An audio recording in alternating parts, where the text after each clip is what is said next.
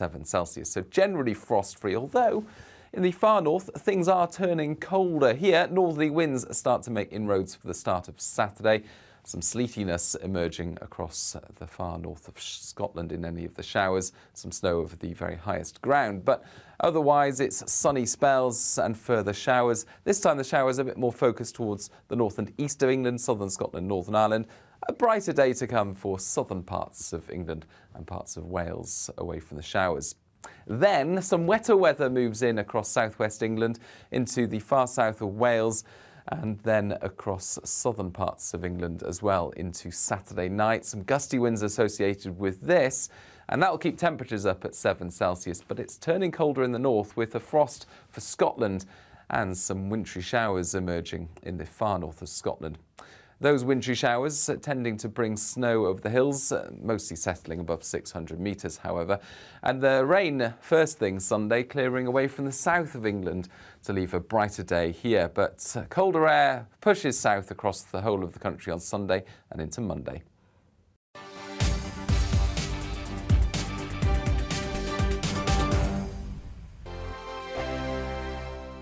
Monday to Thursday nights on GB News. At 6, it's Dubes & Co. 7 o'clock, Farage. At 8, join Jacob Rees-Mogg. And at 9, Dan Wootton Tonight, followed by Headliners. On TV, radio and online. This is GB News. It's all about family, being in people's living rooms, all the interaction and getting to know who our viewers and listeners are. When I was young, my dad used to say, Nana, stop arguing. I wanted an outlet that would enable me to give my opinion. People are going through a really hard time right now, and I know that you don't feel like you're being listened to by the establishment. I came to GB News because it's the People's Channel, and I want the audience to have their say on the events of the day. We're dynamic. We do something different. Democracy shows that the wisdom of the nation is in its people. I get to travel to find out what the story is from a personal perspective. The British people aren't fools. We know when we're not being told the full story. We've got to work out how Britain moves forward from this. It's the best country in the world. The establishment had their chance. Now we're here to represent your views. Britain's watching. Britain's watching. Britain's watching. We're proud to be GB News. The People's Channel. Britain's news channel. Join me, Patrick Christys, Monday to Friday, 3 till 6. We tackle the day's news agenda like you've never seen before. It's high tempo, high octane, the most controversial topics and the best guests. You will not be able to take your eyes and ears off it. I'm not afraid to ask the questions that you really want answered. 3 till 6 p.m, Monday to Friday on GB News, the People's Channel, Britain's news channel. I'm Andrew Doyle. Join me at 7 o'clock every Sunday night for Free Speech Nation, the show where I tackle the week's biggest stories in politics and current affairs with the help of my 2 comedian panellists and a variety of special guests. Free Speech Nation, Sunday nights from 7 on GB News, the People's Channel, Britain's news channel.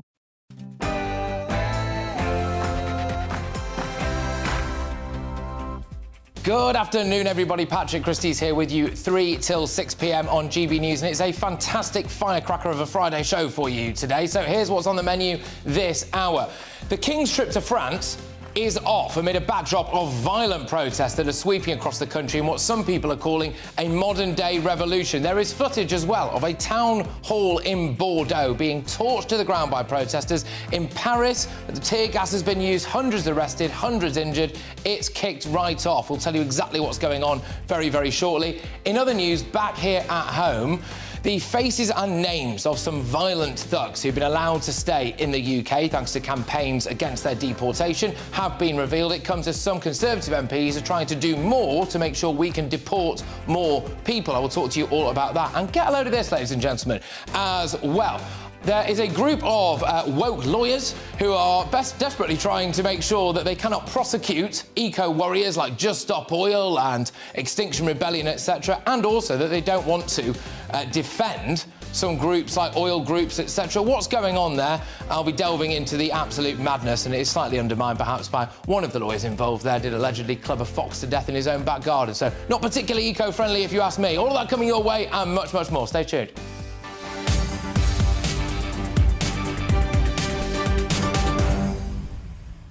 OK, yes, get your emails coming in, ladies and gents. gbviews@gbnews.uk. I want to hear from you. What do you make of the fact that King Charles is now not going to go to France? And, yeah, cop a load of those woke lawyers as well, who are desperately trying to make sure that they do not prosecute groups like Just Stop Oil and Extinction Rebellion. gbviews@gbnews.uk. But right now, it's your headlines.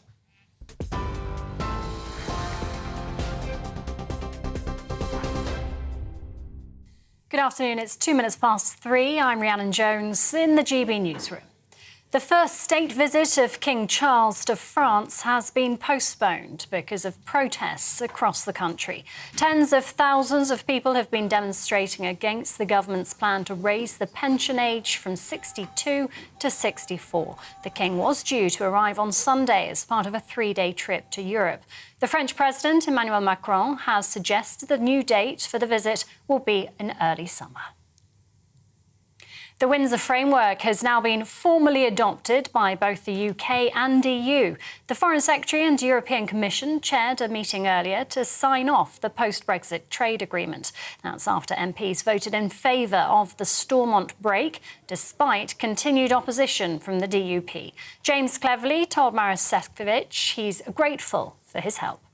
This is not the corporate thanks of the British government, this is the personal thanks of me, James Cleverly, to you, Maros Sefcovic, for the commitment that you have put in, and of course the work that has been done by your wider team in getting us to what is a really good place that we are genuinely grateful.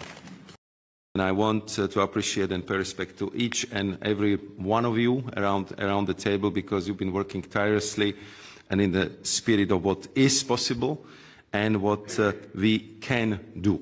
While the people and businesses in Northern Ireland will now benefit from lasting certainty and predictability, the EU and UK can, and I'm convinced will, exploit the full potential of the trade and cooperation agreement.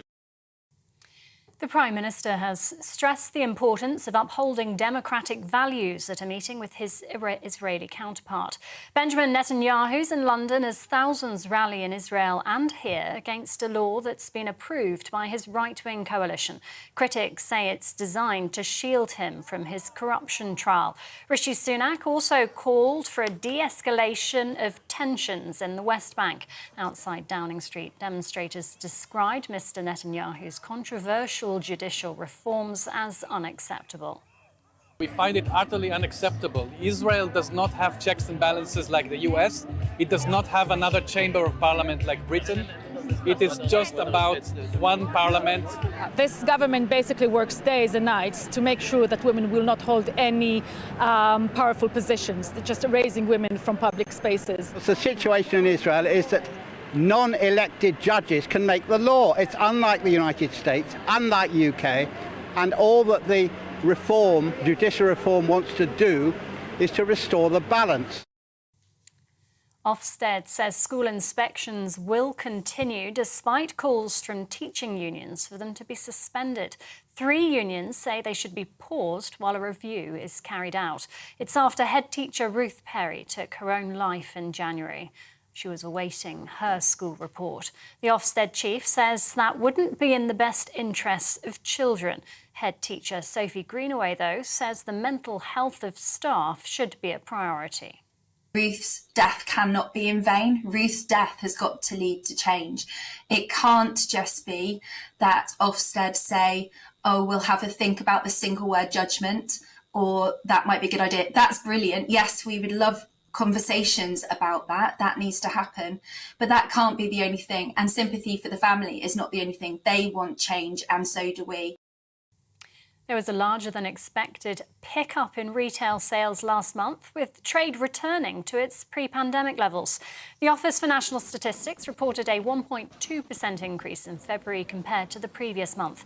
Experts had predicted a rise of just 0.2%. The ONS says the broader picture, though, for retail remains subdued, with little real growth over the last 18 months because of the cost of living crisis.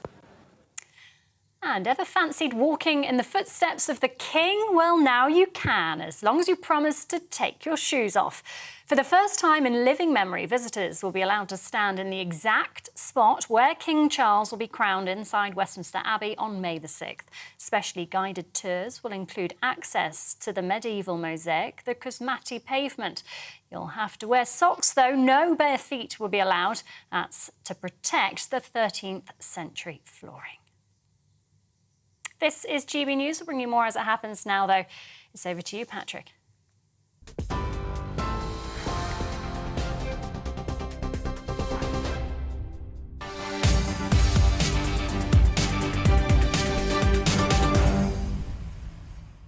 Yes, happy Friday, everybody. Let's get cracking. And there's only one place to start, really, isn't there? That is the decision to postpone the King and Queen Consort's state visit to France. So they were due to travel to France on Sunday, but it's been called off. And it comes after hundreds of people were arrested last night. Violent demonstrations swept across France yet again. Viewers on GB News can see images now of the town hall of Bordeaux, which was set alight by protesters.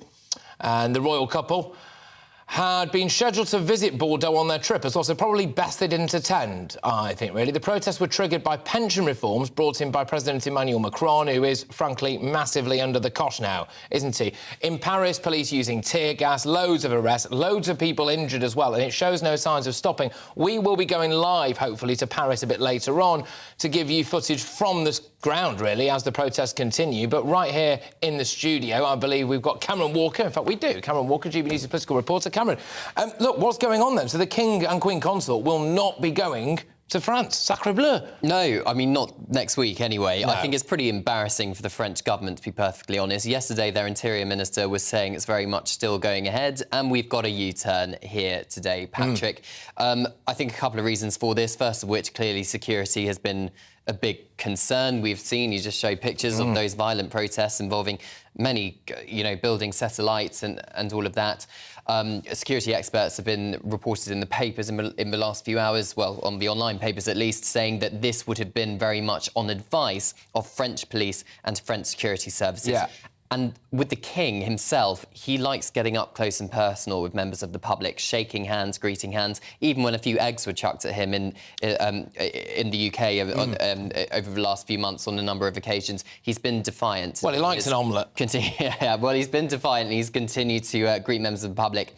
So he was very much determined to be in France. But the French president, as I understand it, had a phone call with the King this morning, and it was on the French government's requesting that the state visit to France, at least, is postponed. The state visit to Germany later on next week is still going ahead, as we understand it, but this is clearly a bit annoying for the King and Queen Consorts because it was meant to be their big first foreign trip as the new head of state. As far as we know, it is the French cancelling this and not King Charles saying, this looks a bit ropey, if you ask me, I'm off. No, it absolutely is the French government saying we're going to have to cancel this. And also politically for the French government, having the French Republic president with the King of the United Kingdom in the Palace of Versailles feasting on a banquet, having walked a red carpet, as Paris is literally burning with loads of protesters outside, perhaps is harking back to the time of Marie Antoinette and the French Revolution, which would have been a very good look. They wouldn't want a Marie Antoinette moment. Cameron, thank you very much. Cameron Walker there, our royal reporter. Let's go live now to Paris and speak to journalist David Chazan. David,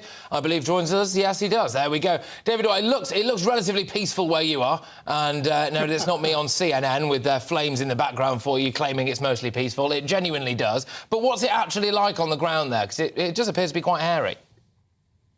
Well, it is. I mean, the protests are continuing. Today is another day of strikes and protests, and some of the protesters have set wheelie bins on fire.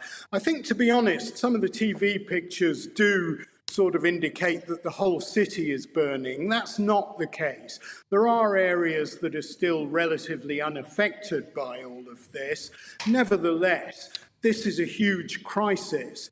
And as you're royal correspondent was just saying, the decision to cancel King Charles' trip came from the French, and what seems to have prompted it specifically was a police intelligence report that indicated that extremist protesters were going to target the trip and try to use this as a way of raising the profile of these protests even further. But obviously, this is quite embarrassing, if not humiliating, for the French. The conservative newspaper Le Figaro says this makes France's international image look terrible because it is an admission that the country has been plunged into crisis by the opposition to President Macron's pension reforms. Yeah, I mean, Macron absolutely cannot hide it, and he cannot possibly do that when he's essentially had to call off a state visit. He would have done that at the absolute last, most regrettable possible opportunity, wouldn't he? And he's had to do it, which does imply that there is serious chaos there.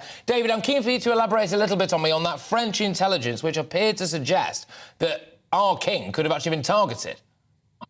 Well, no, I don't think they were suggesting that there was ever a physical threat to the king. The king is extremely popular in France. Remember that the French, of course, chopped off the heads of their own monarchs a long time ago, but they've kind of adopted the British monarchy almost as if it were their own. I mean, if I had £1 for every time I've seen a magazine front page showing members of the British royal family, then I'd be inviting all the viewers out for a lavish slap-up meal tonight. But the thing is that they saw this as an opportunity to have a further pop at President Macron. I mean, his opponents accuse him of being the president of the rich, the president who's completely out of touch with ordinary people's concerns, who's now going against the will of the people by pushing through these pension reforms without holding a vote in the National Assembly, in the lower house of Parliament, which is constitutional, it is legal, but nevertheless it's aroused massive anger in France. And remember that previous French governments have tried to put through similar reforms, and they've backed down when there were large-scale street protests, as we're seeing today. Now, President Macron says he's different, he's not going to back down, but nevertheless, the protesters feel that street protests have worked in France, they've forced governments to do U-turns, so they're hoping that this will happen once again. Now, David, shortly I'm going to be talking to a close protection security expert who's had a history of protecting various different members of the royal family, so I'll get the security side of it. I'm keen to get from you what this really means for Emmanuel Macron, because sitting here on this side of the channel, it does look quite bleak for him. Clearly, there is a wide range of people who are angry now. We can see from footage that it's not just people of pension age, it's students, it's a variety of different people as well, which would imply to me that there is a much bigger issue going on here for Emmanuel Macron. How likely is it that Macron's days are numbered? Well, I think he'll see out the rest of his presidency. I mean, his approval ratings are dismal. He's down to 28%. Compare that to the opinion polls that show 2/3 of French people oppose his pension reforms. And that's quite significant. But I think that President Macron will just try to sit this one out. He'll be hoping that public opinion, which is more or less behind the protests for now, will begin to swing against them if the violence continues, if the damage to public property continues. And there's probably a silent majority of people out there who, fine, they're not happy with the pension changes. Nevertheless, they're hoping that the country can get back to normal, and they don't want to completely damage the economy. Another point to bear in mind is that the people committing most of the violence in these protests, it's not the trade unionists or the sort of normal demonstrators who are going out during the day just to register their disapproval of what the Macron government's doing. It tends to be fairly young people who are sometimes called anarchists. I think they're just basically anti-establishment, anti-system, they call themselves, yeah. and they tend to tag along whenever there's a street demonstration or a protest in France, and they are just out for trouble, out to damage public property, throw cobblestones at the police and so on. David, thank you very much, as ever. David Chazan there, who is in Paris and is a journalist. As I've said, we are going to be getting footage a bit later on in the show from Paris, where we'll be showing you exactly what's going on there. Just to whiz you through the actual latest of what's gone on, King Charles and Queen Consort Camilla now will not be going on a state visit to France. Make no mistake about this, utter humiliation for Emmanuel Macron. Utter humiliation. King Charles's first state visit to France cancelled because A, they can't guarantee they'll keep him safe, and B, the optics of it would be so bad. As two cities burn, you've got King Charles there about to walk down a red carpet and sit at a lavish, however many course meal it is, with Emmanuel Macron, who doesn't need any help looking as though he's wealthy and out of touch, does he? I'm joined now, though, by Di Davis, who is the former head of Royal Protection. Di, thank you very much. As far as we're aware, this was very much Emmanuel Macron getting in touch with our royal family, saying, look, I'm sorry, we can't guarantee your safety. Do you think he was right to do that? Is it embarrassing? It is embarrassing for Macron, and I think it was the right decision, given what we're seeing on our television screens and what's happening. I think nearly 500 police officers have been attacked, many of them now in hospital. It is a degree of anarchy, and it would be wholly inappropriate for the King and the Queen Consort to go there while this hasn't been brought under control, in my view.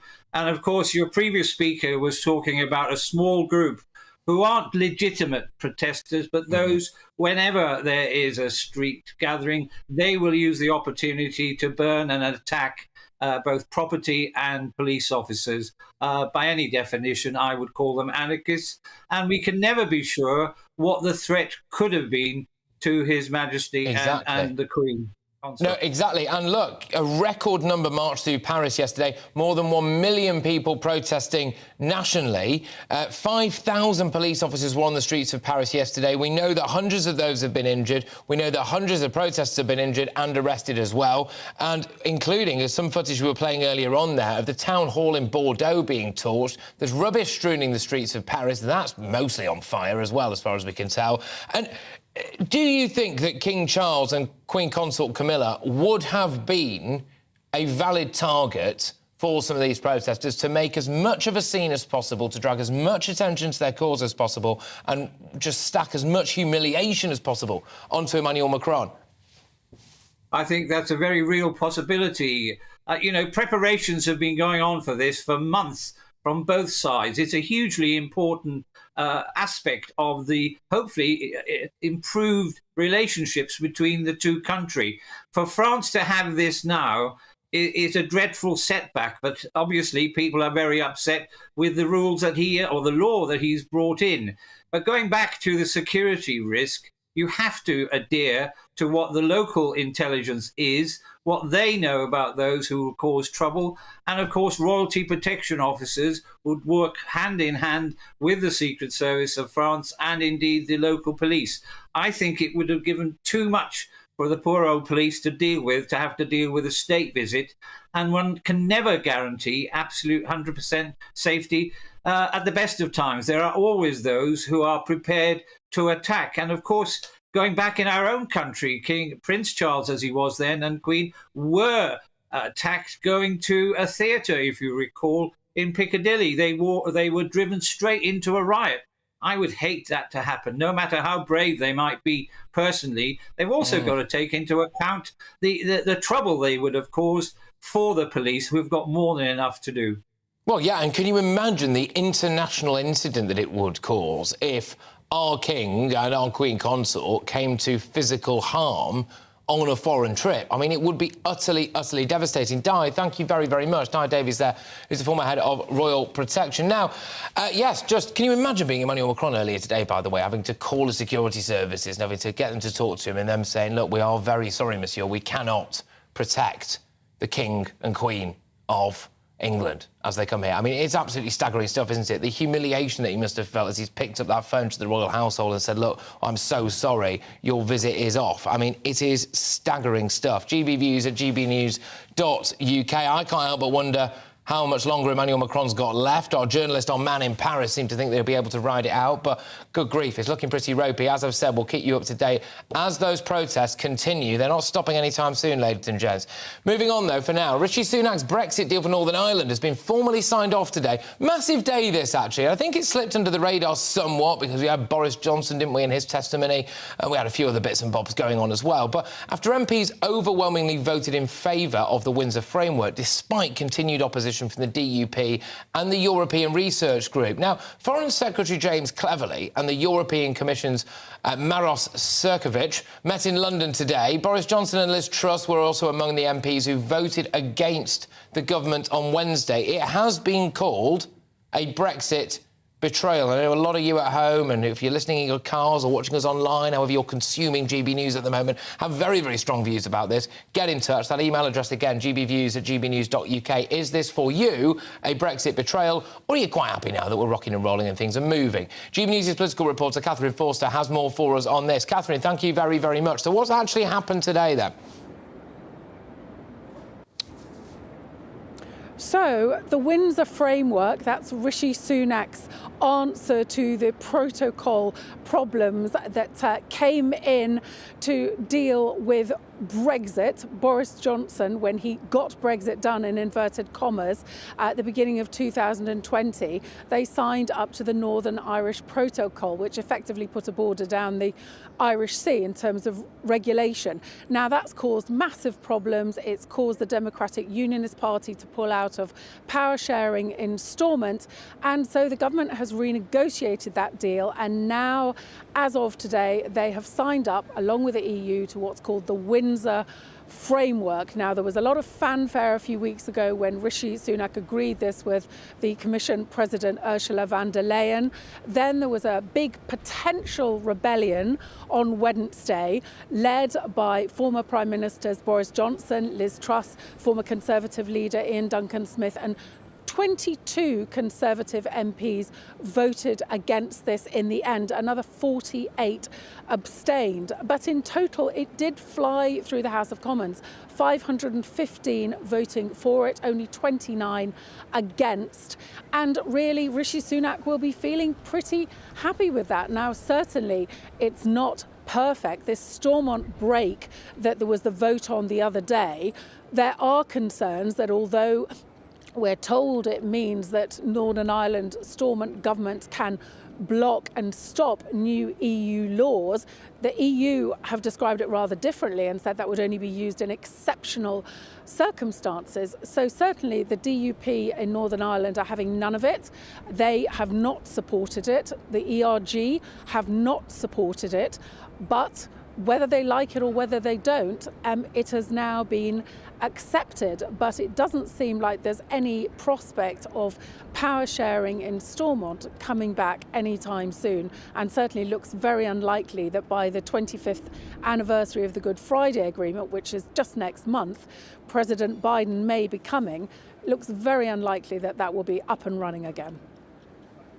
Very much. GB News' political reporter Catherine Forster was giving you the latest on the Windsor framework, whether or not you think at home it is a Brexit betrayal. Now, I have got loads more coming your way on this show. In fact, we've got an eclectic mix of stories, including this absolute gem.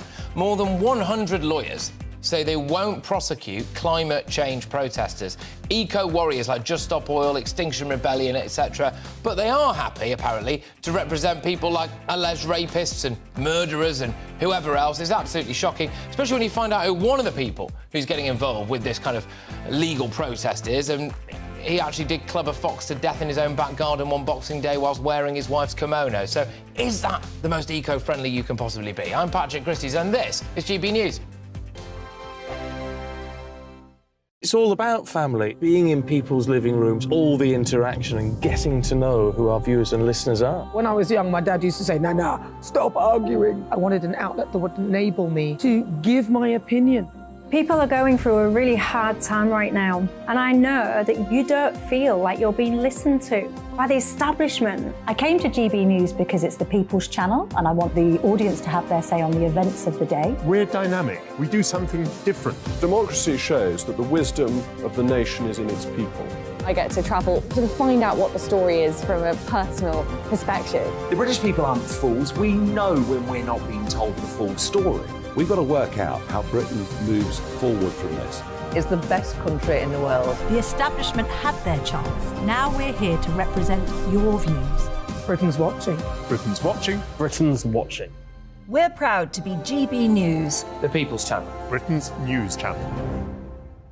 Hello, I'm Michelle Dewberry, and you can join me every weekday 6 till 7 on Dubes and Co. You're an inspiration to us all. Clip that bit up. Well, you are. That's my ringtone. My political ambitions those days are gone, I can tell you. She's only teasing. Go on. He's probably going to want to lay down now. I'll give him 2 minutes to have one. Let's respectfully disagree. That's what we like on Dubes and Co. Come and join us. GB News, the People's Channel.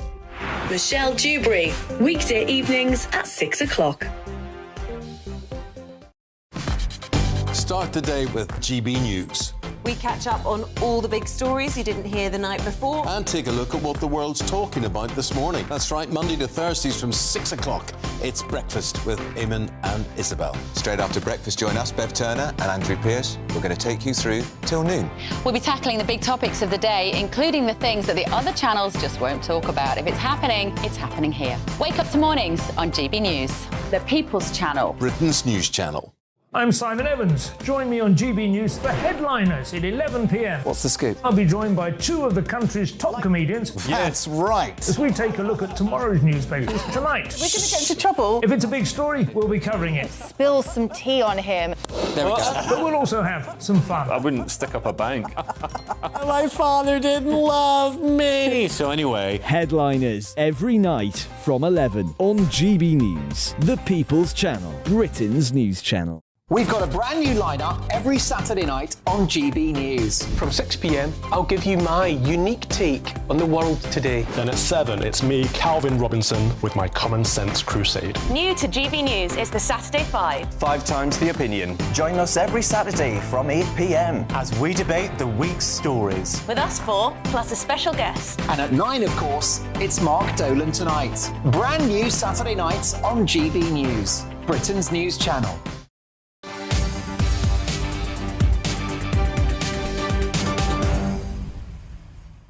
Just a quick reminder for you, ladies and gentlemen, of the top story today, which is that the King's state visit to France is off because of violent protests across the country. A humiliation for Emmanuel Macron, serious security fears for our King and Queen consorts, and also the optics of them dining out at a lavish, however many course banquet at Versailles whilst people are outside setting fire to the place. So there we go. But now, over the next few days, ministers will be considering a big change to the government's new migration bill. This is the illegal migration bill, and it's going to have a final vote on Monday. The possible amendments, though, would stop courts from being able to issue last-minute injunctions which can prevent migrants from being deported. And it would mean that the only way in which a migrant could avoid being removed would be by proving that they face a real risk of serious and irreversible harm in the country, which they'd be being sent back to. So that would mark quite an important step. There is also another amendment being tabled, whether or not it gets much of a hearing,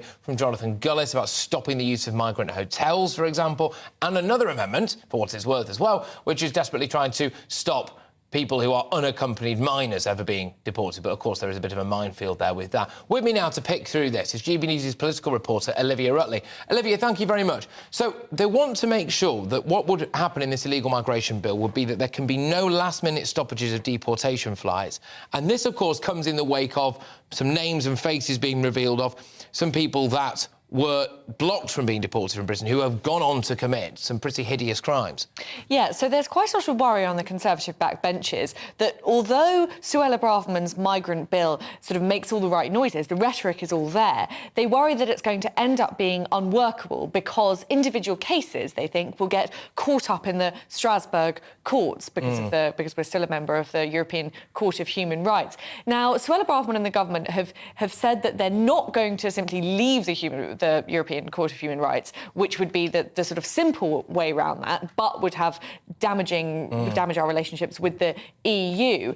They said that instead they've worked out this law very carefully. They've worded it in such a way that it should mean that ECHR law doesn't apply to cases of migrants being deported, but it's not completely watertight. So essentially what these amendments are doing is trying to make the law more watertight so that Strasbourg judges or judges over here can't put in place injunctions which would actually stop people taking off. Now, these MPs who are putting forward these amendments believe that they're closing up the final loopholes, and they think that the legislation broadly works, but there is a chance that human rights lawyers could get through a couple of these little loopholes.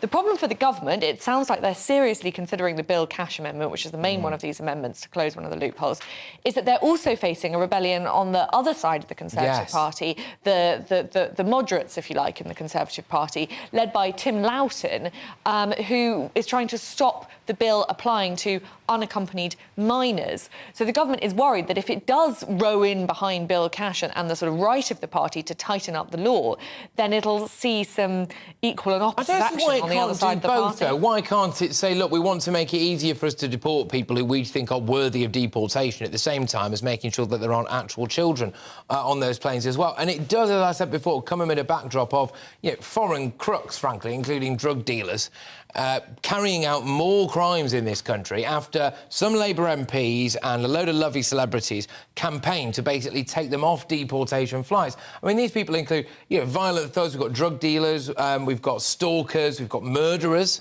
I mean, good grief, and these people have just been allowed to stay. Absolutely, and the Conservative government is briefing out these stories left, right and centre because it's quite useful to them to have these stories in the public eye, because obviously they need to get the public on their side on this. They know that the public are supportive generally of the small boats law, but to back that up, they're using these cases, which are genuine and horrific cases of people who came to the UK illegally, were supposed to be deported, and then thanks to campaigning from human rights lawyers, Labour MPs and even the leader of the opposition, they ended up staying in the UK and went on to commit atrocious crimes. So yes, it's quite useful for the government that these stories are coming to light because it will solidify that support in the public, if you like, for tightening up this legislation. Yeah, Olivia, thank you very, very much. Olivia Utley there, our political reporter, just keeping you up to date with the latest on that illegal migration bill and how they're trying to tighten it up and make it easier for us to deport the people that we want to deport. Now, there's loads more still to come in this show. We will have plenty of reactions to today's big story. France is burning, as people on telly will be able to see there. King Charles's state visit to France this weekend has been postponed, and more than 100 top lawyers have said that they're going to refuse to prosecute climate change activists. It's absolutely laughable. But first, I believe we've got your headlines with Rhiannon Jones.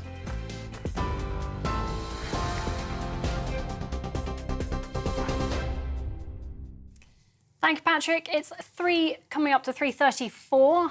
Your top stories from the GB newsroom. The first state visit of King Charles to France has been postponed because of protests across the country. Tens of thousands of people have been demonstrating against the government's plan to raise the pension age from 62 to 64. The King was due to arrive on Sunday as part of a week-long trip to Europe. Emmanuel Macron has suggested the new date for the visit will be early summer. The Windsor framework has now been formally adopted by both the UK and EU. The Foreign Secretary and European Commission chaired a meeting earlier to sign off the post-Brexit trade agreement. It's after MPs voted in favour of the Stormont break, despite continued opposition from the DUP. The Prime Minister has stressed the importance of upholding democratic values at a meeting with his Israeli counterpart. Benjamin Netanyahu is in London as thousands rally in Israel and here against a law that's been approved by his right-wing coalition. Critics say it's designed to shield him from his corruption trial. Rishi Sunak also called for a de-escalation in tensions in the West Bank. And Ofsted says school inspections will continue. That's despite calls for them to be suspended. Unions representing teachers and heads want checks to be paused while a review's carried out. It's after head teacher Ruth Perry took her own life in January while waiting for a report which downgraded her school to the lowest possible rating. TV online, DAB plus radio and on TuneIn. This is GB News. Now it's back to Patrick.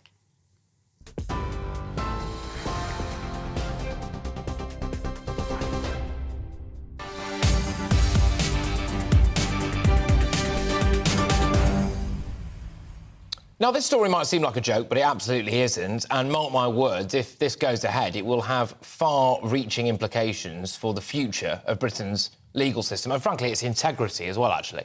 Climate activists, the bane of many motorist lives, people's lives, frankly, when they're blocking traffic, gluing themselves to the roads. Well, thankfully, these protests by the likes of Just Stop Oil and other groups have been on pause of late, quite possibly due to the weather, fair weather protesters, some would say, although I don't want to tempt them.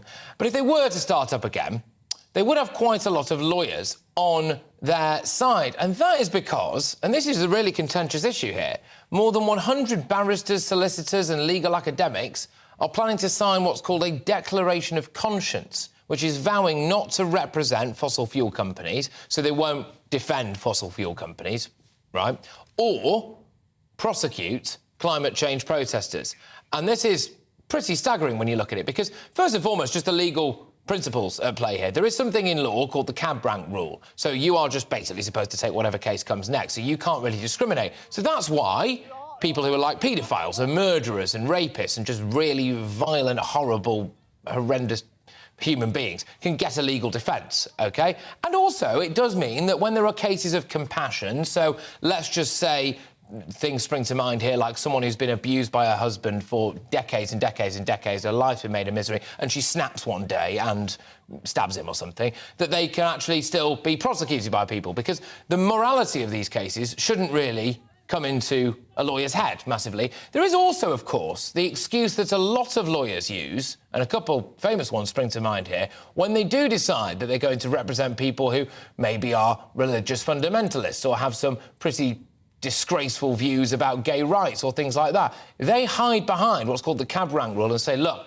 I am just providing my services here. But what is happening now is that more than 100, let's be honest, quite woke lawyers are going to refuse to prosecute climate groups like Just Stop Oil, like Extinction Rebellion. And this, I think, bodes incredibly badly for the future of Britain's legal system. Because does this mean now that lawyers, it will set a precedent, they were able to pick and choose what cases that they did? And it is pretty staggering. Around 120 of them are going to sign this declaration of conscience. It will vow to see lawyers refuse to act on behalf of clients who wish to prosecute protesters involved in the oil and gas demonstrations. But get a load of some of the people who are involved in this.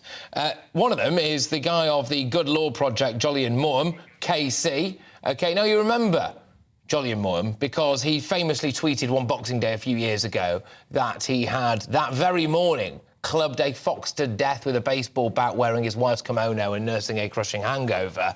And one would be forgiven, I think, for wondering how much does this guy really care for the environment and all those that reside within it. But no, supposedly he's getting involved with all of this. But how does this make you feel, ladies and gentlemen, when you see that these people who'd glued themselves to roads, who'd done whatever, caused massive, massive disruption, and let's not forget as well, blocked ambulances, despite what they said, footage emerged of this happening, so it's true, blocked ambulances with desperately ill people in the back from getting to hospital. It meant that people were sitting in cars on motorways for hours on end. One woman was suffering from a stroke at the time. There were people who couldn't get to much-needed chemotherapy appointments. People did lose their lives as a result of the protest that took place. And now you could end up with a group of quite woke eco-warrior lawyers themselves, you could argue, refusing to prosecute them. I find that quite damaging for our legal system and the moral compass of this nation. Do you not? GB Views, gbnews.uk. Get your views coming in on this. I know a lot of you find it absolutely staggering. Dennis has been in touch. Dennis, thank you very much. Who just says, how on earth could these people still decide that they want to defend people? Yeah, exactly. Like paedophiles, murderers, etc., members of a grooming gang. Why are they worthy of a legal defence? But we can't prosecute people who've put on an orange vest and sat in front of a van. Yeah, look, I'm inclined to agree with you. Stop it for protesters like Just Stop Oil, and no lawyer will have any conscience, and that's from Roy. Really seriously questioning, I think, the actual conscience of these people. Do you think it's just political posturing? Do you think that this is actually fair enough? I'd be worried about where this ends, because, you know, we do have equality before the law, and lawyers, I don't think, and barristers, etc., should be allowed to pick and choose, really, within reason, who they represent. And dishing out, yeah, I think, pretty obvious bias here when it comes to eco-warriors is weird, I think. GB Views at gbnews.uk. Get your views coming in. I know that there will be very, very, very strong views on that, so let's hear them. Moving on, though, World Athletics has banned transgender athletes from competing in female events. Is that the right decision? This has been a long time coming, so people who were born male, who transition into, well, something like womanhood anyway, and it's been massively controversial. They've been winning events left, right and centre, certainly in swimming. I mean, we had a weightlifter at the last Olympics, although, to be fair, he turned up in possibly worse shape than me, and certainly was nowhere near the medals board, and that in itself was laughable. But yes, they will be banned, OK? They will be banned, not before time. But here's something to get you thinking, OK? I'm going to show you, GB News viewers, a clip of a man doing a bungee jump, but the question is, what happened next?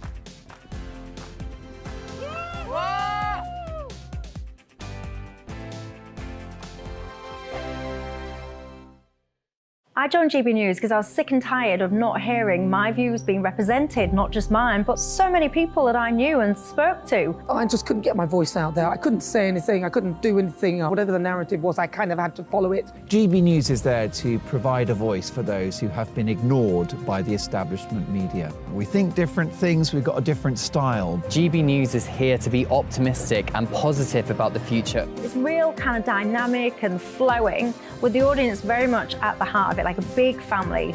Here at GB News, we talk about the things that matter to you. Hearing the voices from right across our towns and cities, especially our towns. All sides of the argument represented with a heavy dose of opinion. We're on a mission here to make a difference. And the GB News family really is here for you, and whatever time of day you can watch or listen. Britain's watching. Britain's watching. We're proud to be GB News, The People's Channel. Britain's news channel. Hello, I'm Michelle Dewberry, and you can join me every weekday 6 till 7 on Jubes and Kerr. You're an inspiration to us all. Clip that bit up. Well, you are. That's my ringtone. My political ambitions are, those days are gone, I can tell you. She's only teasing. Go on. He's probably going to want to lay down now. I'll give him 2 minutes to have one. Let's respectfully disagree. That's what we like on Jubes and Kerr. Come and join us. GB News, The People's Channel. Michelle Dewberry, weekday evenings at 6 o'clock. Westminster is going around in ever-decreasing circles, followed by the media. Britain is broken. How on earth did we get into this mess? But more importantly, how do we get out of it? Join me at 7 p.m, Mondays to Thursdays on Farage, here on GB News. We will have open, rational debate. We've got to work out how Britain moves forward from this. Join us here on GB News, the People's Channel. Britain is watching. We've got a brand new lineup every Saturday night on GB News. From 6 p.m, I'll give you my unique take on the world today. Then at 7, it's me, Calvin Robinson, with my common sense crusade. New to GB News is the Saturday 5. 5 times the opinion. Join us every Saturday from 8 p.m. as we debate the week's stories. With us 4, plus a special guest. And at 9, of course, it's Mark Dolan Tonight. Brand new Saturday nights on GB News, Britain's news channel.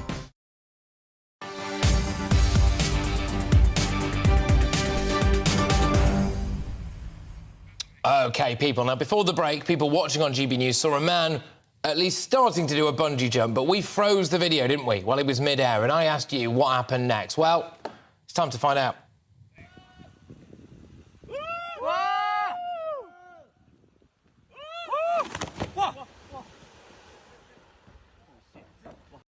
Oh, that's got to smart a bit. That's the reason why I've never done a bungee jump. For people listening on radio, he did the bungee jump and then his rope snapped and he tumbled into the water. Supposedly he's all right. I should probably clear that up. Apparently he's all right. I think quite hurt. Yeah, just play it one more time. Let's do it one more time. I mean... feels a little bit like inevitable death. And then bingo, and then the rope snaps. It is absolutely shocking stuff.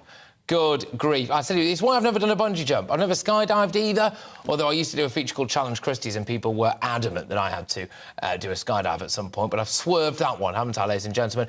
I will be returning a little bit later on to what has been our top story of the day as well, which has been the riots in France and the fact that our King and Queen consort have had their state visit cancelled by Emmanuel Macron. Humiliation for Emmanuel Macron, who was hoping to welcome King Charles and Queen Camilla over to France and to Bordeaux specifically, actually. And then basically locals have been rioting over Emmanuel Macron's desire to increase the pension age from 62 to 64. Loads of people from loads of different demographics have been rioting, setting things on fire, and they even torched the town hall in Bordeaux. And that, I think we can all agree, was probably the final straw. So that visit is off. Moving on. World Athletics has done something that loads of people have been calling for them to do for a very long time. It's banned trans women from being able to compete in female categories. Lord Coe, who's the governing body's president, said no transgender athlete who had gone through male puberty should be allowed in female world ranking competitions. A rare glimmer of common sense, I think, ladies and gents. Under previous rules, trans women had to reduce the amount of testosterone in their blood to a certain level for 12 months before being allowed to compete and all too often win. Earlier today, we spoke to former Olympic silver medalist Sharon Davis, who says it's the right decision. I'm just really relieved, really pleased for female athletes around the world. You know, this has been a fight that's been going on now since 2015, so that's 8 years. World Aquatics changed their rule last year. World Rugby were the first to do that on safety grounds. And, you know, the science doesn't back up the decisions that were made. There's 17 peer-reviewed studies out there that show that you cannot remove male puberty advantage. So you're asking female athletes to compete the race knowing that they're starting with a disadvantage. And that would never happen in men's sport. And so it was incredibly unfair and really difficult, you know, for female athletes to deal with when they were not even being given the opportunity to give their opinions. And for me, it should be safety first, then fairness, and then inclusion. And then if we can't, you know, mix the three, we have to go, right, let's debate about this openly and find ways that we can create extra categories or open categories so that sport is for all. Because all sports people want everyone to do sport. We love our sport. You know, we don't want anyone to be excluded. And it's very disingenuous when the word ban is used, because nobody is banned from sport. They're just banned from a category they don't qualify for.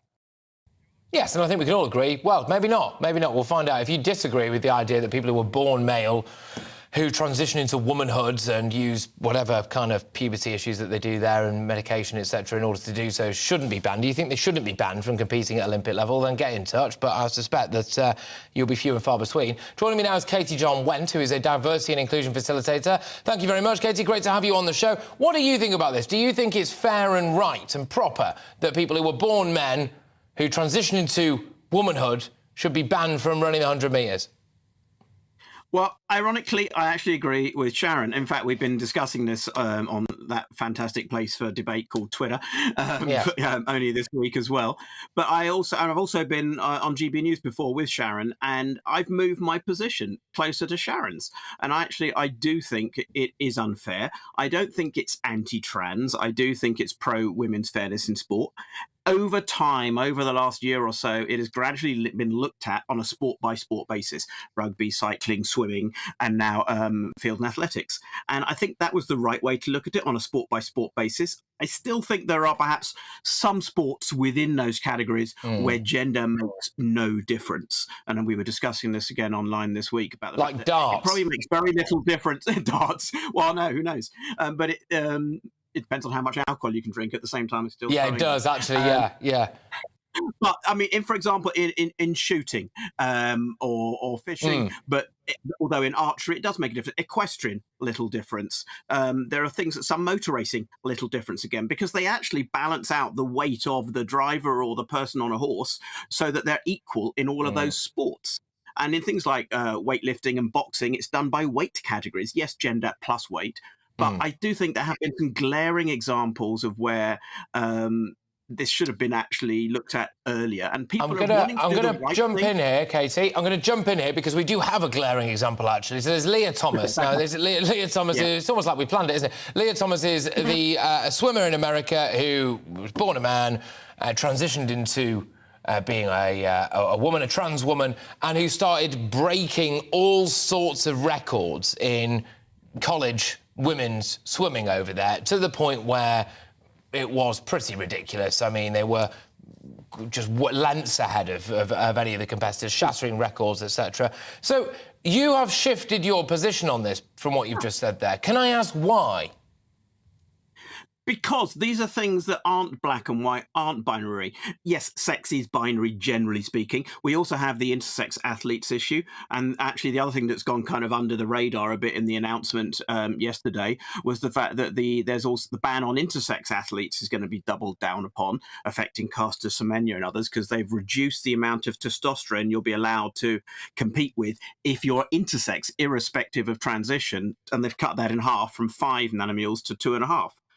So that's going to affect more intersex runners as well. And they've basically made clear blue water, grey water, whatever the colour might be in there, between male and female sport. Now, female sport was originally meant to be protected so that women could compete with women, because they obviously and generally didn't have a chance against most men. Now, Leah Thomas was someone who was coming in the hundredths of categorisation with men, and then she starts competing with women, and she's in the top dozen consistently, and sometimes and often winning. And I did see a harrowing testimony, actually, again on social media. I think it came out in January, but I saw it float around Twitter only this week. And it was of a woman who has competed against Leah Thomas and seen friends and swim mates knocked off the podium and have to share the changing rooms with Leah Thomas, who hasn't had surgery yet. Now, I'm a trans person who's had surgery.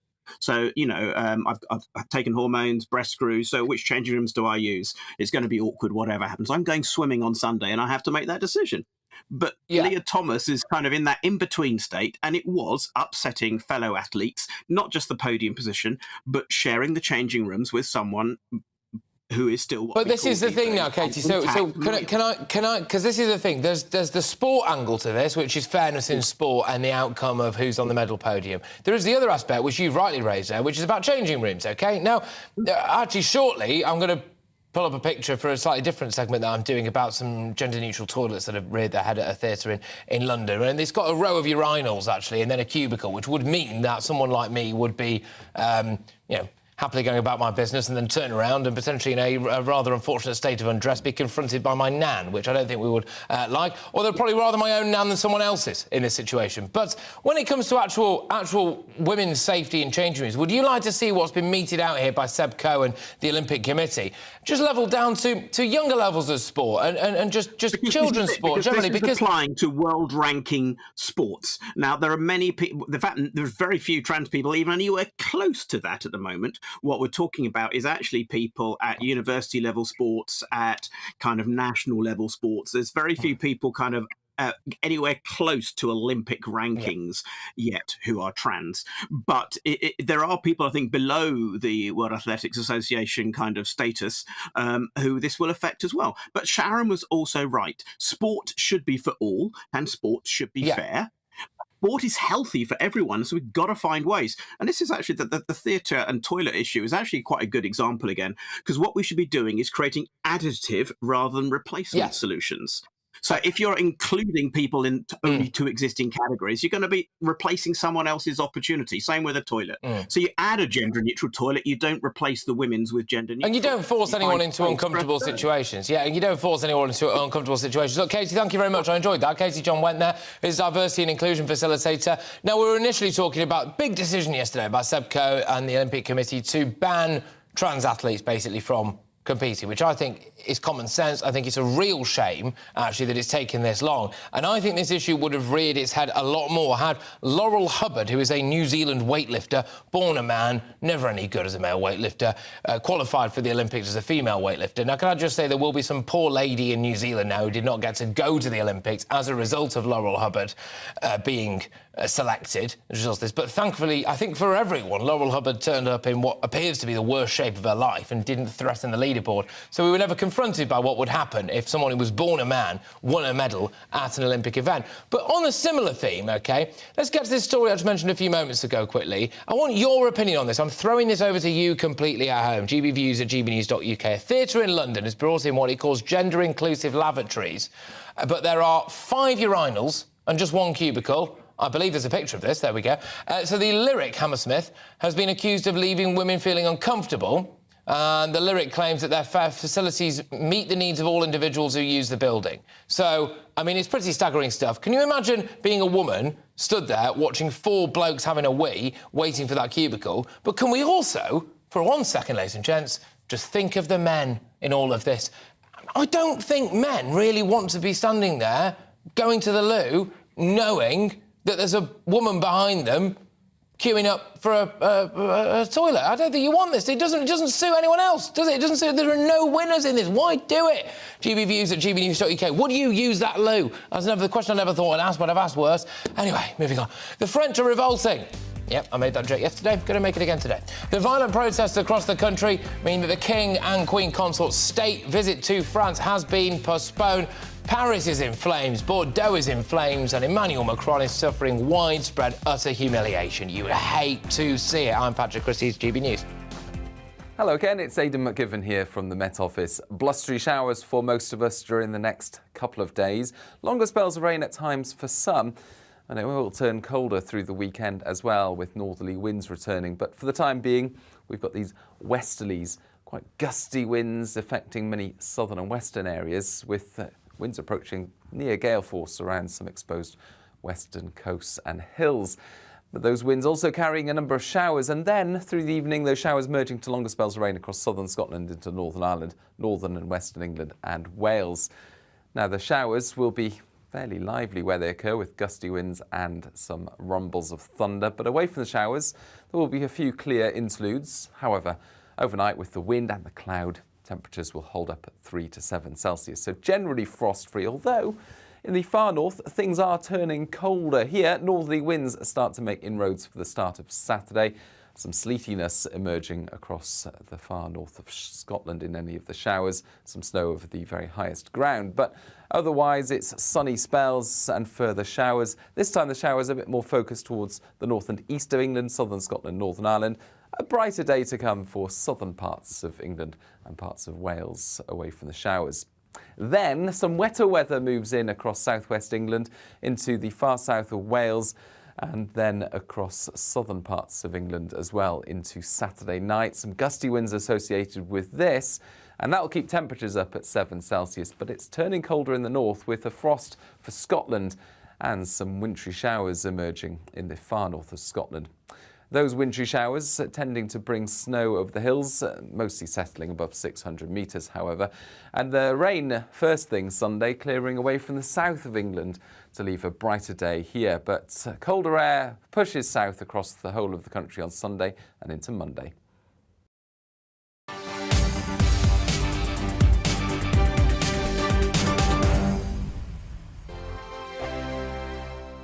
First and foremost, I am a GB News fan, and I was before I was working here. Just love the fact that we're asking the questions that a lot of establishment media won't ask. With a bit of a twist, we not only want to inform you, but we want to keep you entertained. It's worth the drive because you get in and the team's all ready and waiting, they're itching to go, and it's a proper little family. GB News is the people's channel. It's the audience that makes the programme sing. We're giving our viewers and our listeners a voice. I see the thousands of your letters, tweets, emails, you name it, coming in. Britain is broken.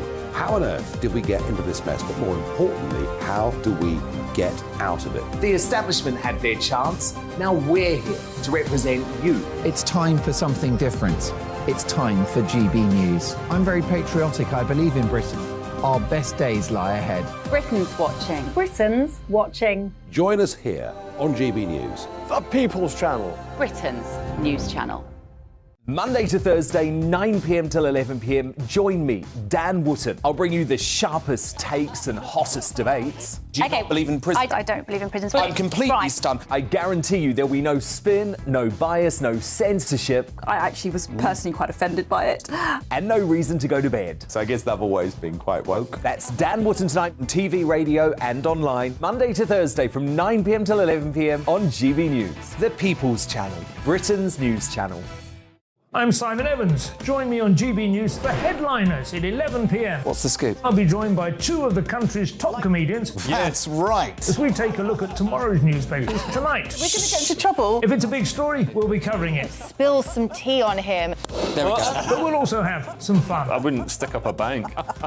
My father didn't love me. So anyway. Headliners every night from 11 on GB News, the People's Channel, Britain's news channel.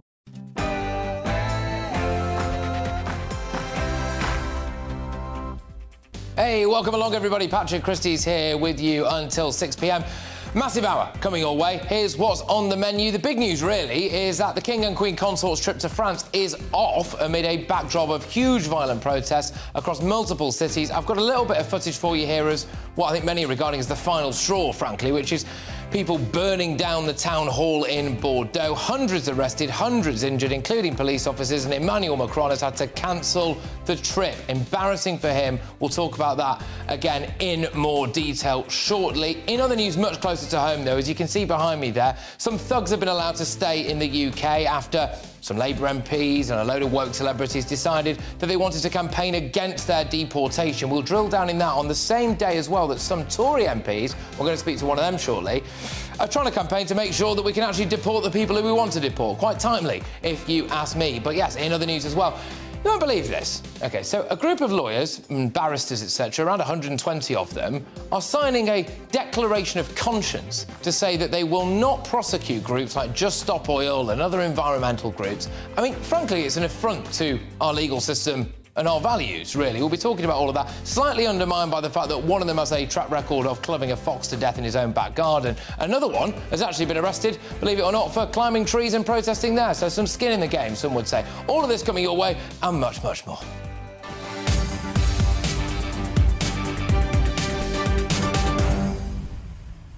Yes, I will also be talking about the fact that wolf whistling can land you 2 years in prison now. We'll be having a debate on that shortly. GB Views at gbnews.uk. Loads to get your teeth stuck into here. What do you make of the King's trip to France being called off? What do you make about the woke lawyers getting involved and saying they're not going to prosecute those numpties that glued themselves to the road for so long as well? GB Views at gbnews.uk is that email address. Right now, though, it's your headlines with Tatiana.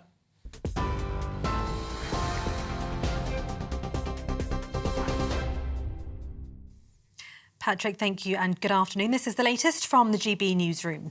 The first state visit of King Charles to France has been postponed because of protests across the country.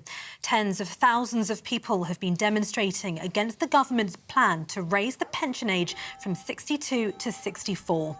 The King was due to arrive on Sunday as part of a week-long trip to Europe. The French President Emmanuel Macron has suggested the new date for the visit will be in the early summer. The Windsor framework has now been formally adopted by both the UK and the EU. The Foreign Secretary and the European Commission chaired a meeting earlier today to sign off the post-Brexit trade agreement. That's after MPs voted in favour of the stormont break, despite continued opposition from the DUP. James Cleverly told Maros Sefcovic he's grateful for his help. This is not the corporate thanks of the British government, this is the personal thanks of me, James Cleverly, to you, Maros Sefcovic, for the commitment that you have put in, and of course the work that has been done by your wider team in getting us to what is a really good place that we are genuinely grateful. I want to appreciate and pay respect to each and every one of you around the table, because you've been working tirelessly and in the spirit of what is possible and what we can do. While the people and businesses in Northern Ireland will now benefit from lasting certainty and predictability, the EU and UK can, and I'm convinced will, exploit the full potential of the trade and cooperation agreement. The Prime Minister has stressed the importance of upholding democratic values at a meeting with his Israeli counterpart. Benjamin Netanyahu is in London as thousands rally in Israel and here against a law that's been approved by his right-wing coalition. Critics say it's designed to shield him from his corruption trial. Rishi Sunak also called for a de-escalation of tensions in the West Bank. Outside Downing Street, demonstrators described Mr Netanyahu's controversial judicial reforms as unacceptable. We find it utterly unacceptable. Israel does not have checks and balances like the US. It does not have another chamber of parliament like Britain. It is just about one parliament. This government basically works days and nights to make sure that women will not hold any powerful positions, just erasing women from public spaces. The situation in Israel is that non-elected judges can make the law. It's unlike the United States, unlike UK, and all that the judicial reform wants to do is to restore the balance. Security guards at Heathrow Airport will go ahead with strikes over Easter holiday after talks about pay failed. The airport says it has contingency plans in place to deal with the 10-day walkout by Unite members and keep the airport running as normal. Heathrow says they've offered a 10% pay increase to workers. The BBC says it raised concerns about the recruitment of Richard Sharp before he was appointed as the corporation's chair. In 2020, the former BBC chair, Sir David Clementy, wrote to the government about its involvement in appointing his successor. He said even before the job had been advertised, the government was in discussions with the preferred candidate, including about salary. Mr Sharp is facing mounting pressure to resign after it emerged he helped former Prime Minister Boris Johnson secure an £800,000 loan. Ofsted says school inspections will continue despite calls from teaching unions for them to be suspended. 3 unions say they should be paused while a review is carried out. It's after head teacher Ruth Perry took her own life in January whilst awaiting her school report. The Ofsted chief says that wouldn't be in the best interests of children. And head teacher Sophie Greenway says the mental health of staff should be a priority. Ruth's death cannot be in vain. Ruth's death has got to lead to change. It can't just be that Ofsted say, oh, we'll have a think about the single word judgment, or that might be a good idea. That's brilliant. Yes, we would love conversations about that. That needs to happen. But that can't be the only thing. And sympathy for the family is not the only thing. They want change, and so do we. This is GB News. We'll bring you more news as it happens. Now it's back to Patrick.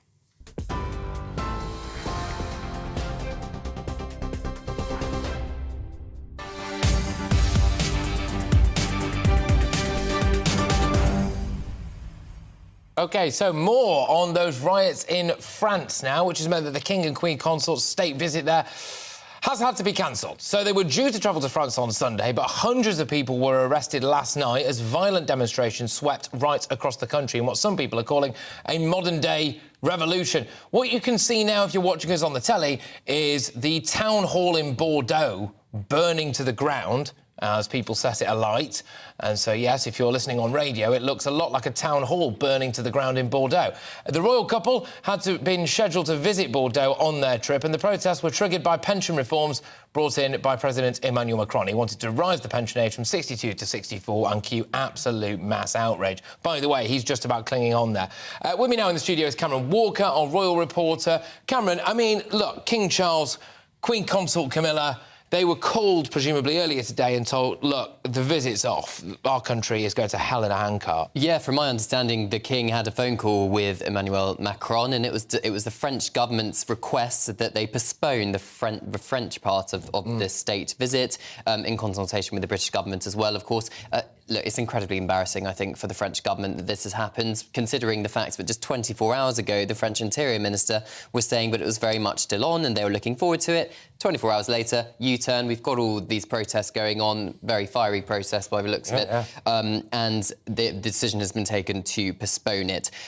King Charles clearly would have been wanting to go. He is not one to shy away from danger when protests are going on, as we have seen with egg incidents, etc. But security experts have been saying over the last few hours that this would have been the decision to cancel would have been on the advice of French police and French security services, who clearly feel it is too unsafe for the King and Queen consorts to be here.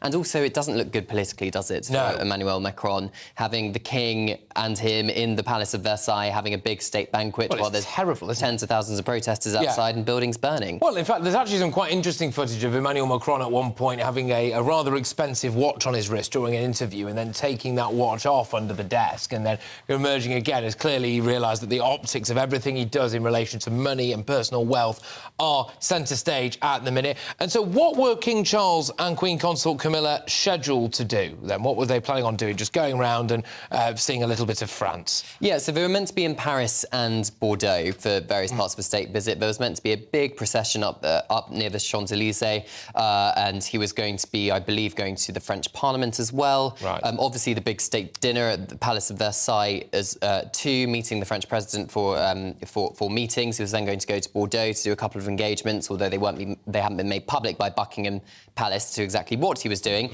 But clearly, we've got protests in both cities, haven't we? So that's the reason perhaps it was cancelled. But obviously, there's two parts to this tour. Germany is the second part of next week. That is still very much going ahead, from my understanding. So that's going to be Berlin and Hamburg. The whole point of a state visit, of course, and it would have been King Charles's first foreign trip as the head of state for the United Kingdom, is to strengthen relations between two nations, cemented. And of course, in this post-Brexit world, perhaps it's seen as a necessity, according to the British government. That's perhaps why it's France and Germany rather than a Commonwealth country, but France is clearly being postponed. The French president has been speaking at a press conference, and he's hoping to reschedule for early summer. But when the fire stops. When the fire stops, there's a lot of diaries to coordinate. Yeah, exactly, yeah. Well, look, we'll have you around. We'll have you around later on when the fire and the tear gas has subsided. Look, thank you very much, Cameron Walker, there, our royal reporter. Look, for what it's worth, there was supposed to be this lavish banquet, and it was going to be held at the Palace of Versailles, which is where Louis and Marie Antoinette lived before, of course, they were infamously guillotined. So, yes, the optics for Emmanuel Macron would have been quite bad. Can you imagine, by the way, if this was happening over here in this country and people talk about Brexit Britain and how terrible it is? Look at it. There are riots on the street. We can't control everyone. But, of course, it's happening in France, which is a pillar of the European Union, and therefore, of course, it's not that bad. This kind of stuff never happens in EU nations, does it? I'm joined now by royal broadcaster Helena Chard. Helena, thank you very much for joining us. And one key aspect of this was actually that the French security services really didn't think that they could guarantee the safety of King Charles and Queen Consort Camilla, because quite a lot of these radical protesters were saying that it would be great for their cause if they could cause as much disruption as possible and pose as much of a threat as possible. It is shocking stuff. Absolutely shocking. I mean, it's incredible. And this is all over amendments in pension age. And then fires everywhere. I mean, I know that President Macron is so embarrassed. King Charles as well is so disappointed. So much goes into these state visits. And this is so important because obviously this is his first state visit as King Charles. And goodness me, but I mean, we're so relieved actually it has been pulled. But the time it takes, talking about PAL, with the Foreign Office, the governments and everything, the logistics that goes into it is absolutely phenomenal. Can I just ask, I know that he will be so disappointed. Do you think they're laughing at the French a bit, though? Do we think we're laughing at the French? So do you think the royal family are probably laughing a little bit, like, oh gosh, they can't control anything over there, they've had to cancel this trip? I don't think so. I think everyone wants to cement the relationship even further. It's really important to carry on this, and I know it's going to happen again early summer and everything's going to be rearranged. It's going to be fine. But, fires everywhere, and no doubt something would happen at the banquet, the Palace of Versailles. I don't think, I think everyone's pretty shocked. I don't think we're like this over here. It's quite a revolutionary country, I would say. Many fires over the pension age. Yes, indeed. And actually, it is worth noting as well, I'm getting a lot of emails in about this of people saying, good grief, can you imagine of all of the things that are going on over here at the minute, and we don't see anything like this over here, do we? And it does seem to kick off left, right and centre over there. And a little bit of context as well, that we've got more than 1 million people taking to the streets. In fact, according to some sources, I mean, there's a wide-ranging variety to the numbers here. One news outlet says that 1 million people protested last night. Another says that there were 3.5 million. So someone needs to find themselves a better calculator there. Around 100 police officers injured. There have been hundreds of arrests. Some people, of course, taking part in the protests were indeed arrested as well. It's all rather shocking stuff. Were injured as well, I should say. So, yes, it is pretty catastrophic. And, yeah, we'll do nothing, one would imagine, to help English and French relations. And so do you think, though, that the King and Queen Consort will actually be looking to go back to France at some point soon, or do you think, well, you've had your chance, Mr Macron, and we're just going to go on a world tour instead? No, they will definitely go back. It will be rearranged in the summertime. And it's lovely to know as well that they have the direct phone calls as well. So President Macron actually speaking to King Charles direct is brilliant. Yeah, no, indeed. I mean, it is. Although, of course, would have been rather humiliating for him to have had to call it off. But, yes, a direct line of communication. Look, Helena, thank you very much. Helena Chard, their royal broadcaster.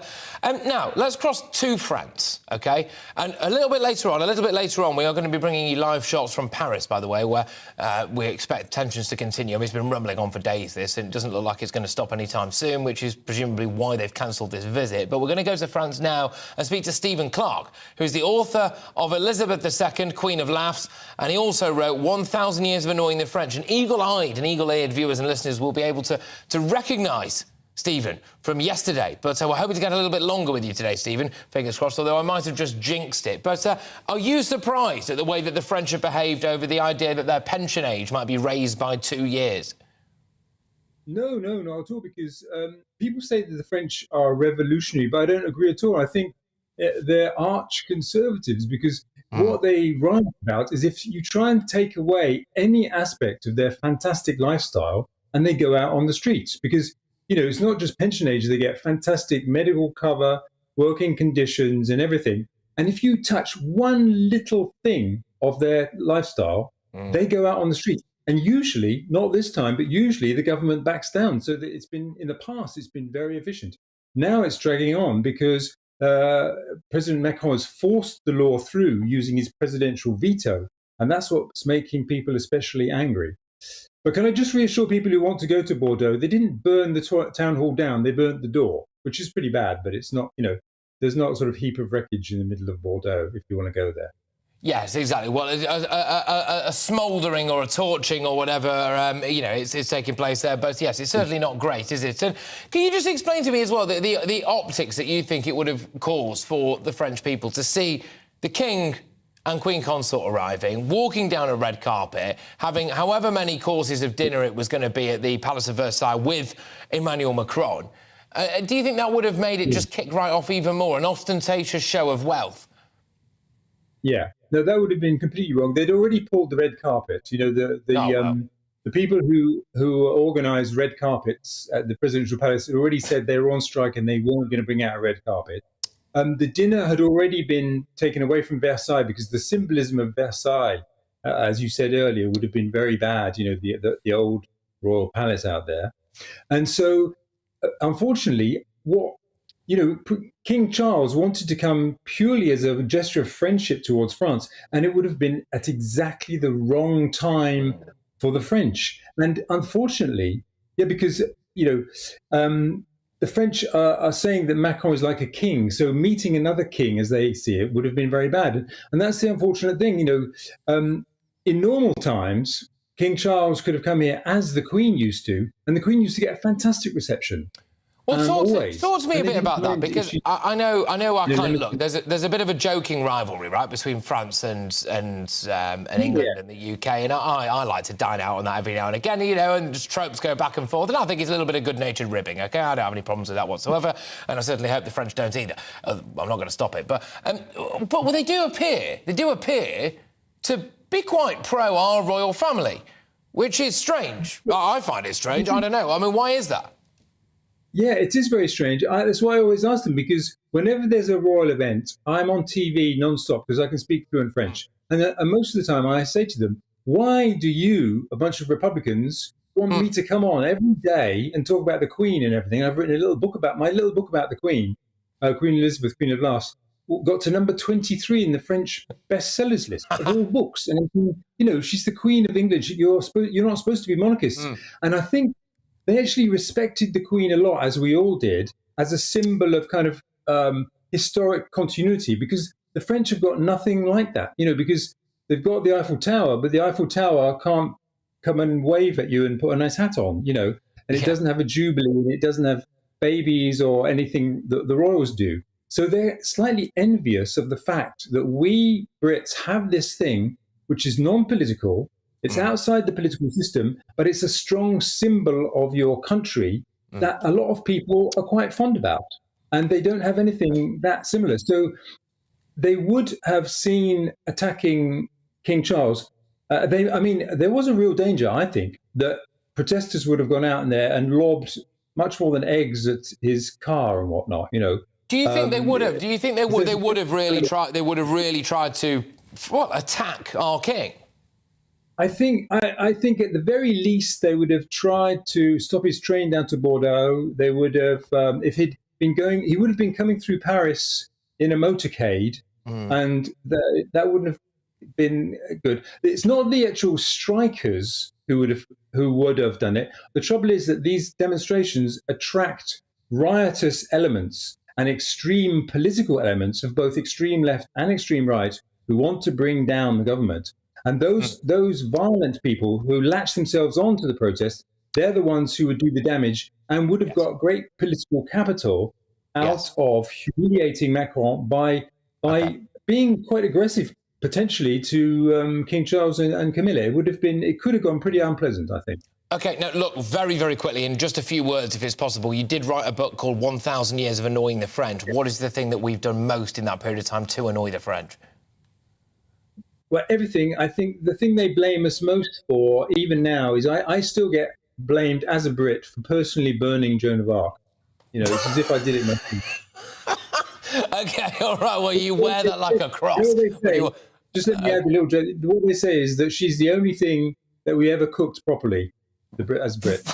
Oh, I mean, you know what? It's probably been long enough now for that not to be offensive, but there we go. I'll get emails in, no doubt. Stephen, thank you very much. Always a pleasure. Stephen Clark there, who is the author of Elizabeth II, Queen of Laughs, and for what it's worth as well, 1,000 Years of Annoying the French. In relation to our top story, which is that King Charles and Queen Consort Camilla will not be visiting France, is a massive humiliation for Emmanuel Macron. But closer to home, over the next few days, ministers will be considering a big change to the government's new migration bill. Final vote incoming on Monday, so we know what we're going to be talking about after the weekend, don't we? But the possible amendment would stop courts from being able to issue injunctions which prevent migrants from being deported. The only way that they could avoid being removed would be to prove that they face a real risk of serious and irreversible harm. Olivia Utley joins me now, our political reporter. And Olivia, it's a big day for the deportation stuff because we're getting info coming out about the numbers of people and the names of people and the crimes of people who should have been deported from Britain, many would argue. And some Labour MPs and lovey celebrities ban them from being deported. They could stay in the UK, go on to commit things like murder, rape, etc. And now we have some Tory MPs looking to shore up this illegal migration bill to make sure we can, frankly, biff who we want. Yeah, so this amendment, well, actually, it's a number of amendments, but they're all trying to do the same thing, essentially trying to sort of copper plate the legislation that Rishi Sunak has brought forward, because the worry with the legislation as it stands at the moment is that although it's all very well in theory, there is a big worry that in practice, it's going to get caught up in the European Court of Human Rights. And what will happen is ministers under this law will theoretically be able to deport migrants, but migrants will then take their case to human rights lawyers, and it'll all get held up in the courts, as we've seen time and time again.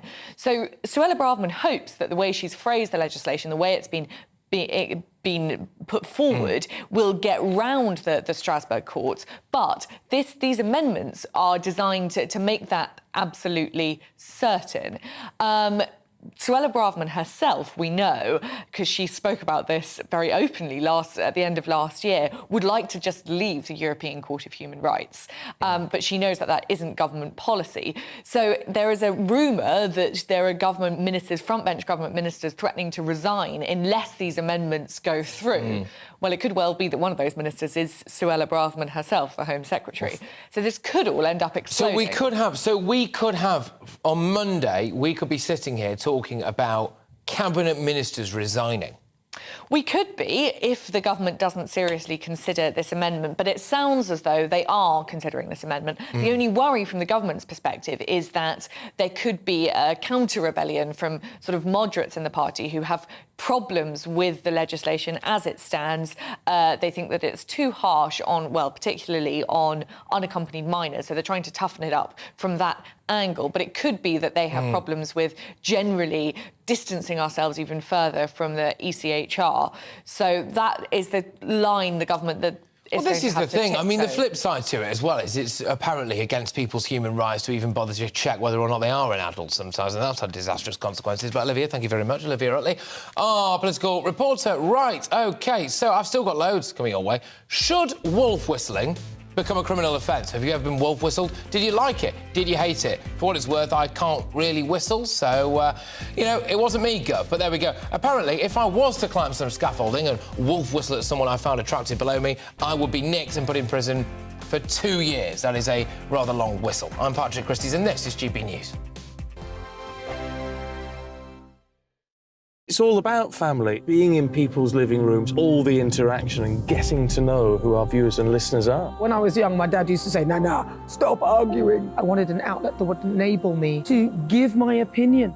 People are going through a really hard time right now, and I know that you don't feel like you're being listened to by the establishment. I came to GB News because it's the People's Channel, and I want the audience to have their say on the events of the day. We're dynamic. We do something different. Democracy shows that the wisdom of the nation is in its people. I get to travel to find out what the story is from a personal perspective. The British people aren't fools. We know when we're not being told the full story. We've got to work out how Britain moves forward from this. It's the best country in the world. The establishment had their chance. Now we're here to represent your views. Britain's watching. Britain's watching. Britain's watching. We're proud to be GB News. The People's Channel. Britain's news channel. Hello, I'm Michelle Dewberry, and you can join me every weekday 6 till 7 on Jubes and Kerr. You're an inspiration to us all. Clip that bit off. Well, you are. That's my ringtone. My political ambitions those days are gone, I can tell you. She's only teasing. Go on. He's probably going to want to lay down now. I'll give him 2 minutes to have one. Let's respectfully disagree. That's what we like on Jubes and Kerr. Come and join us. GB News, the People's Channel. Michelle Dewberry, weekday evenings at 6 o'clock. Start the day with GB News. We catch up on all the big stories you didn't hear the night before. And take a look at what the world's talking about this morning. That's right, Monday to Thursdays from 6 o'clock. It's Breakfast with Eamon and Isabel. Straight after breakfast, join us, Bev Turner and Andrew Pearce. We're going to take you through till noon. We'll be tackling the big topics of the day, including the things that the other channels just won't talk about. If it's happening here. Wake up to mornings on GB News. The People's Channel. Britain's news channel. I'm Simon Evans. Join me on GB News for Headliners at 11 p.m. What's the scoop? I'll be joined by two of the country's top comedians. That's right. As we take a look at tomorrow's newspapers tonight. We're going to get into trouble. If it's a big story, we'll be covering it. Spill some tea on him. There we go. But we'll also have some fun. I wouldn't stick up a bank. My father didn't love me. So anyway. Headliners every night from 11 on GB News, the People's Channel, Britain's news channel. We've got a brand new lineup every Saturday night on GB News. From 6 p.m, I'll give you my unique take on the world today. Then at 7, it's me, Calvin Robinson, with my Common Sense Crusade. New to GB News is the Saturday 5. 5 times the opinion. Join us every Saturday from 8 p.m. as we debate the week's stories. With us 4, plus a special guest. And at 9, of course, it's Mark Dolan Tonight. Brand new Saturday nights on GB News, Britain's news channel.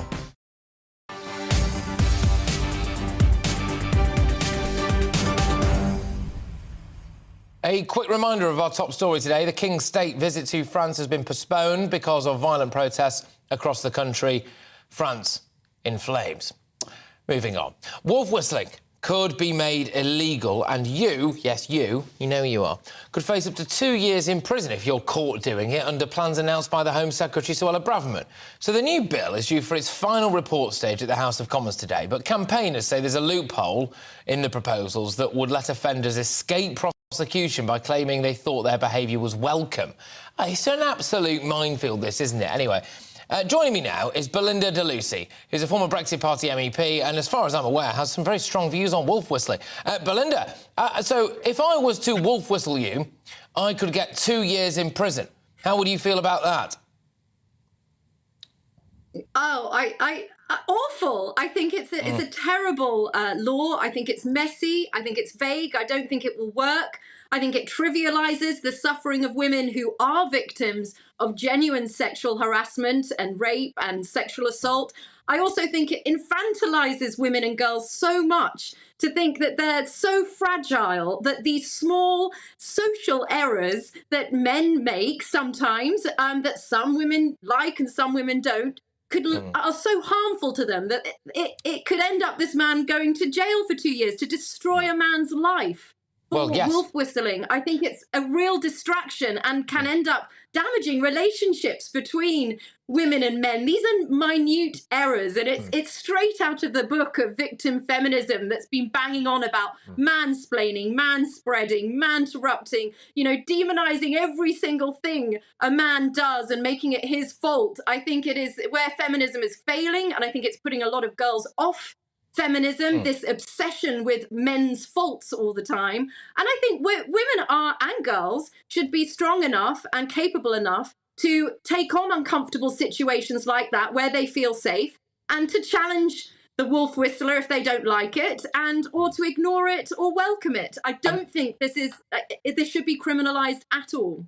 I mean, it is remarkable when you look at the catastrophically low conviction rates and prosecution rates when it comes to actual rapes and actual sexual assaults and actual grooming gang offences and all of that stuff.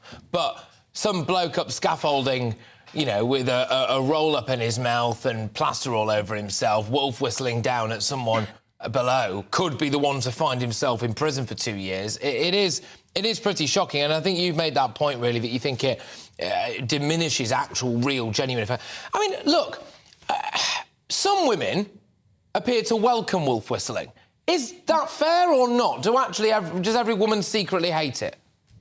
No, I don't think so at all. I actually think wolf whistling from a distance with a guy up a scaffold, I don't think it should do any harm to a woman or girl at all. And I think it's actually quite damaging, teaching girls that this is a horrific thing that could happen to them and they need to call the police. I think that's a terrible way of bringing up girls and an awful way of demonising men. I think we're quite capable of absorbing compliments, and even catcalling, which can be vulgar, it can be offensive. It is not criminal. They should not be put in jail. This is a society issue, and men and women should unite. And if they see vulnerable women being harassed, we should all stand in and stand up for the girl and not call the police. My goodness me, if you want to protect women and girls from sexual violence, then focus police resources into preventing rape, domestic violence, the 2 women that are killed every week. This is nonsensical and trivialising everything.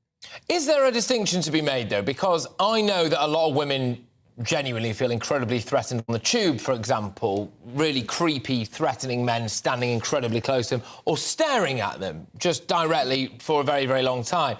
Is there any link, do you think, between the type of man who does that and actually goes on to commit proper, horrible sexual offences and the kind of guy that thinks it's all right to shout about a woman's bottom as she walks past from scaffolding? I mean, I suppose that's a defence for this kind of law, isn't it? If you stop those blokes doing that, then that won't filter onto more extreme levels of sexual assault, etc. Yeah, I'm not sure that's ever been proved. I think sort of laddish, boorish behaviour that can sometimes come across as as, making a woman feel uncomfortable is very, very different from a man following through and with a crime. And luckily, already in law, things like stalking, groping. I was groped once on a tube. It's horrible, but it's very different from a man staring at you in the tube. And already we have posters up on the tube about staring, as if we need every single minute of our lives policed because we're so fragile and we can't cope with it. But now, if a man stared at me now on the tube, I'd say, what are you staring at? Women can talk back, and if they feel safe, they can challenge this behaviour. And we need to teach our girls, if they feel safe, to do more of that challenging. Just very quickly, very finally, and it's really seriously quickly, should women take it as a compliment sometimes if they're wolf whistled, in your view? Definitely. A woman my age, and I have to say I've been on enough hen parties and, girls' nights out where women can get a bit wolf whistly and catcalling too. I think there has to be human banter. Okay. It can't be criminalised. And men and women need each other and love relationships with each other. We should stop making enemies out of each other and be a little bit more forgiving on the trivial issues. Belinda, thank you very much. As ever, Belinda de Lucy there, who's a former Brexit Party MEP, wading in on the wolf whistling debate. Good stuff. Right, so loads more still to come. We'll have plenty of reaction to the big story today. King Charles's state visit to France this weekend has been postponed because of the violent protests across the country. And, get a load of this, I can't wait to get stuck into this, more than 100 top lawyers have said they're going to refuse to prosecute climate change activists. Good grief. But right now, it's your headlines with Tatiana.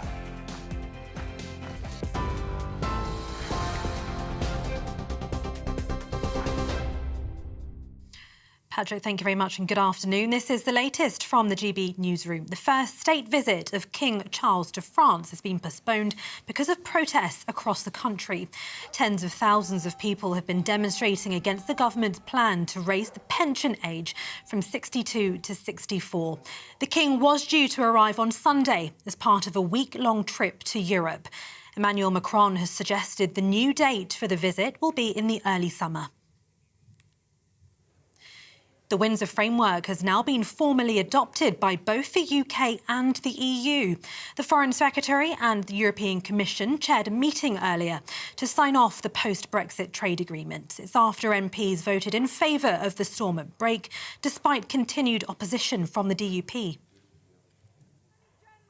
The Prime Minister has stressed the importance of upholding democratic values at a meeting with his Israeli counterpart. Benjamin Netanyahu is in London as thousands rally in Israel and here against a law that's been approved by his right-wing coalition. Critics say it's designed to shield him from his corruption trial. Rishi Sunak also called for a de-escalation in tensions in the West Bank. And Ofsted says school inspections will continue despite calls for them to be suspended.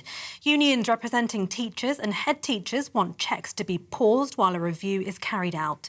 It's after head teacher Ruth Perry took her own life in January while waiting for a report which downgraded her school to the lowest possible rating.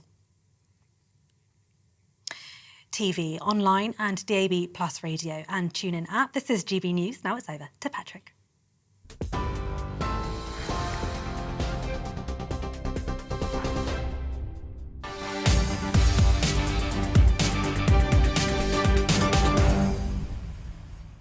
OK, so climate activists are the bane of many motorists' lives and they're blocking traffic, gluing themselves to roads, etc. These protests by the likes of Just Stop Oil and other groups have been on pause of late, but if they were to start up again, they would have quite a lot of lawyers on their side. It's a really important development, this. That's because more than 100 barristers, solicitors, legal academics, they're planning to sign what's called a declaration of conscience, vowing not to represent fossil fuel companies, so they won't defend fossil fuel companies or prosecute climate change protesters. They're kind of both sides of the coin there, OK? So there we go. Well, I'm joined now by Eddie, who is a spokesperson for Just Stop Oil. Thank you very much, Eddie, for joining us. I can't give your full name, can I? My name's Edward Whittingham, but I go by Eddie. Thank you for having me. Oh, fair enough. OK, cool, that was easy. Good stuff, Eddie. Well, look, what do you make of the idea now that around 120 legal boffins are saying that they wouldn't prosecute you if your case was brought before them? Sure. Well, I think what we need to be talking about is what is it that they've identified that has made them come out, often at great risk to their own career, to say we will not prosecute ordinary people taking peaceful action to avert the greatest crisis humanity has ever faced. Well, yeah, I understand that, but do you think it's fair? Because they will continue, I would imagine, to defend people like paedophiles and rapists, etc., and they think, presumably, then that oil companies are worse than paedophiles, do they? I think a little bit of context is needed here, Patrick. So 1.5 degrees of global warming is now locked in. If we go over 2 degrees, that will threaten the stability of global civilization. We could see north of 1 billion climate change refugees at 2 degrees of global warming. And according to the IPCC, any further delay in action on the climate crisis will mean missing a brief and rapidly closing window of opportunity to secure a livable, sustainable future for all. So I think what these lawyers and other legal professionals have done is absolutely heroic. Okay, I think that history will thank them for it. I get, obviously, there's two sides to this, which is that they're not going to, it would appear anyway, defend people like oil companies, which I do find remarkable, which is that they would quite possibly be willing to defend murderers, rapists, as I've said, paedophiles, etc. Absolute scum of the earth. That that's what they're going to do? Well, they do that in their legal profession, don't they? But have they stated that? What are you talking about, sorry? So Yeah. there's called I'm not a legal expert, Patrick. I'm just a 25-year-old university student. Okay, so you would need to invite one of the signatories of this letter to be clear on what they're actually saying. No, absolutely, but this is a key point. This is absolutely essential, what they've done. This is an absolutely essential step that they've taken. OK, all right. So why do you think it's absolutely essential for them to potentially drive a coach and horses through the British legal system in the way of doing things? Because there is the cab rank rule. They're upholding the rule of law. They're upholding the rule of law. OK, these are their words. The climate breakdown represents, quote, a serious risk to the rule of law. Those are not my words. Those are the signatories' words. Now, why do you think they're saying that?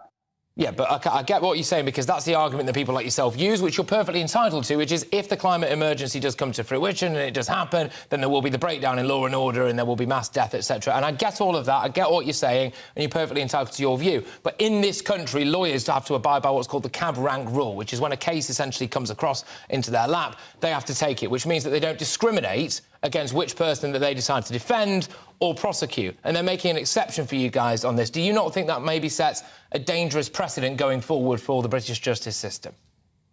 Again, I don't have the qualifications to comment on that. I can only speak for myself as someone taking action with Just Stop Oil. All right, fair enough. When it comes to you not being prosecuted by some of this lot, obviously other people will continue, so how much of a material difference it actually goes to make is one thing. But one of the individuals who's fronting up this is a guy called Jolyon Morn, who did acknowledge... Absolute hero. Yeah, he clubbed a fox to death in his own back garden whilst wearing his wife's kimono on Boxing Day, so it's not particularly eco-friendly, is it? Did he really? I didn't hear that. I'd have to fact-check that.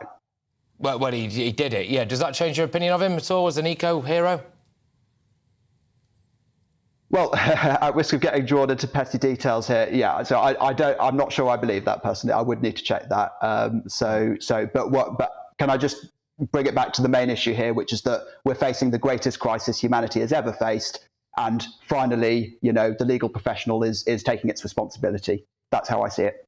OK, so is this going to make it more likely for you guys to go and do a load of stuff this summer? Have you got anything lined up? Will you be gluing yourself to anything? Well, it's funny you should ask that, actually, because I would extend a warm invitation to all your viewers to come and join us on April the 24th in slow marches. So slow marches are entirely legal. And, we're going to be doing a march day after day, week after week, until the government does the right thing and commit to ending all new fossil fuel licences in the UK. Have you ever been arrested for anything that you've done? Yeah, I've been arrested 6 times and I was in prison for a week on remand, yeah. And did you find that was actually quite useful for you in terms of raising awareness? Because that was one interesting element to this that I wondered whether or not you guys were actually, although it sounds like you are, bang in favour of this. Because sometimes it can add to a cause, can't it, if people get sent to prison and people get prosecuted and dragged through the justice system. So if this meant that didn't happen, would it actually just weaken your cause? That's a very interesting question. All that matters at the end of the day is that the government does the right thing. Well, I wouldn't be, on the streets getting arrested, going to prison if the government had done the right thing. I just want to make that absolutely clear.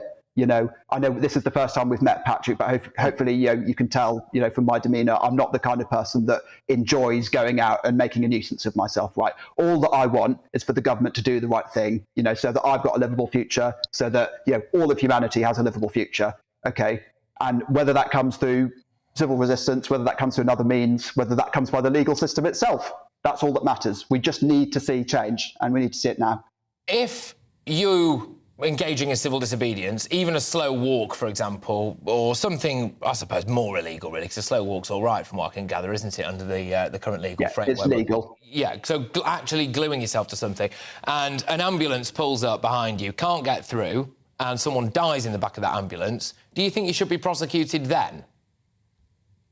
Well, we have a blue light policy in Just Stop Oil, which is that we'll always move out of the way of any but it didn't happen vehicles last which time, have did blue it? lights on. I get that, but if you're glued to something, you can't move out of the way, can you? And that is what happened last time, and there was footage of it as well, and ambulances didn't always find their way through. And also, when it came to things like on various different motorways, people were in massive traffic jams, and people were having strokes, people were going into labour, people missed chemotherapy appointments, etc. I mean, how does that make you feel, Eddie? Because you say that you don't enjoy doing this kind of stuff, and I know that legal professions, some of them are now getting behind you, as it were, but as I've already said, I would question the moral compass of some of those people and whether or not they maybe are using you for a bit of their own clout and for their own fundraising. And I do think that's something you might want to consider when it comes to a couple of those people. But if real people are suffering in the back of cars and dying, do you not think you should be prosecuted for that?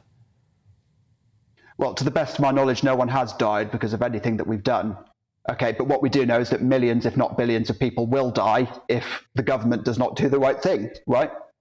So it's a question of proportionality, right? And let me just reiterate, as soon as the government does the right thing, our campaign will cease to exist. OK, all right. And what, just clarify one final, what do you want the government to do that it's not doing now? So the government has over 100 new fossil fuel licences in the pipeline. So this is in the context of the IPCC saying that, you know, any delay in action will destroy any chance of a livable future. We've got the International Energy Agency, which is sort of the world's leading authority on energy policy. They're saying that no new fossil fuel projects were needed as of about 2 years ago. So any state, any government, any corporation that's investing in new fossil fuel infrastructure is going against the recommendation of the world's leading authority on energy policy. So we just want the government to do what these bodies are saying that they should do. OK, now, just very finally on this, one of the people who is bang up for this particular cause, one of the people who's going to sign this declaration to say he won't be prosecuting you is a chap called Paul Powsland, and he was protesting after the Queen died. So people were mourning the Queen's death, OK? And he saw fit to use that opportunity to protest about the future of the British monarchy. Do you really want to be associated with these kind of people?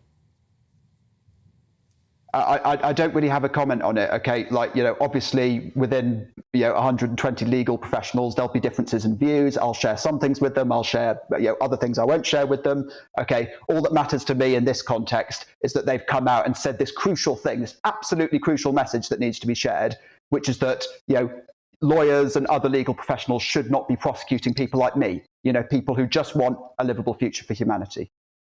OK. Look, Eddie, thank you very much. I enjoyed our discussion. I don't think we've spoken before. I do hope that we speak again, though. And, yeah, I was going to say good luck. Thank you, Patrick. All the very best. All right, Eddie. Who is spokesperson for Just Stop Oil. Right, well, look, what do you make of that, ladies and gentlemen? There's rather a lot to go out there. Your ears and eyes do not deceive you. Legal professionals are indeed going to, some of them anyway, not prosecute people like Eddie, who could be gluing themselves to things in a town near you very, very shortly. How do you feel about all of that? And yes, it is also, I think, worth noting some of the people who are behind this sign of this declaration of conscience as well.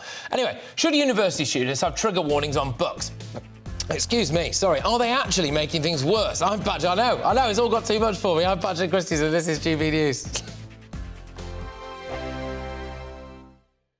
I joined GB News because I was sick and tired of not hearing my views being represented, not just mine, but so many people that I knew and spoke to. I just couldn't get my voice out there. I couldn't say anything. I couldn't do anything. Whatever the narrative was, I kind of had to follow it. GB News is there to provide a voice for those who have been ignored by the establishment media. We think different things, we've got a different style. GB News is here to be optimistic and positive about the future. It's real kind of dynamic and flowing, with the audience very much at the heart of it, like a big family.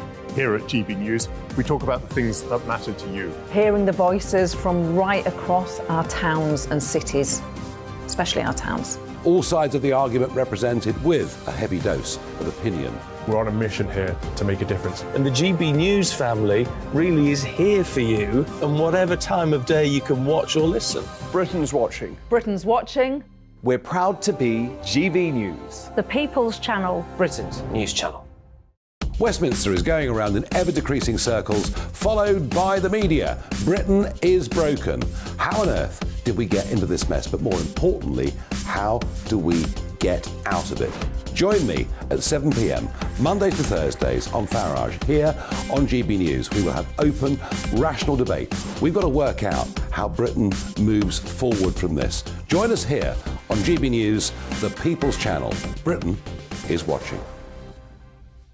You've probably seen politicians interviewed 1,000 times, but we do it differently. We find out who they really are, we don't shout, we chat, and hopefully we bring a bit of light, not just heat. Did you know Kate Moss? Apparently.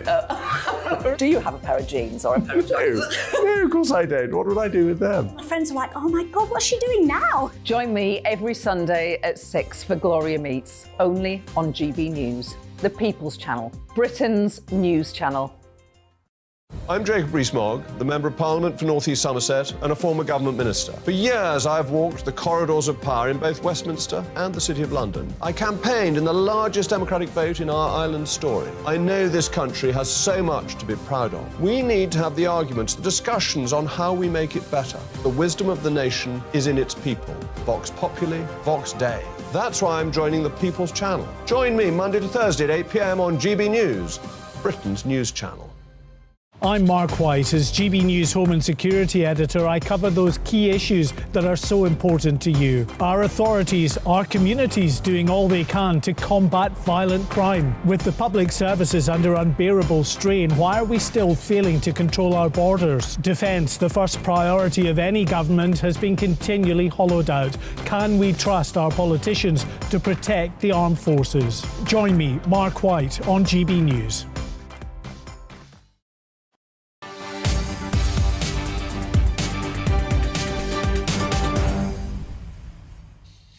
Okay, welcome back, everybody. Now, a reminder of our top story today. The King's state visit to France has been postponed because of violent protests across the country.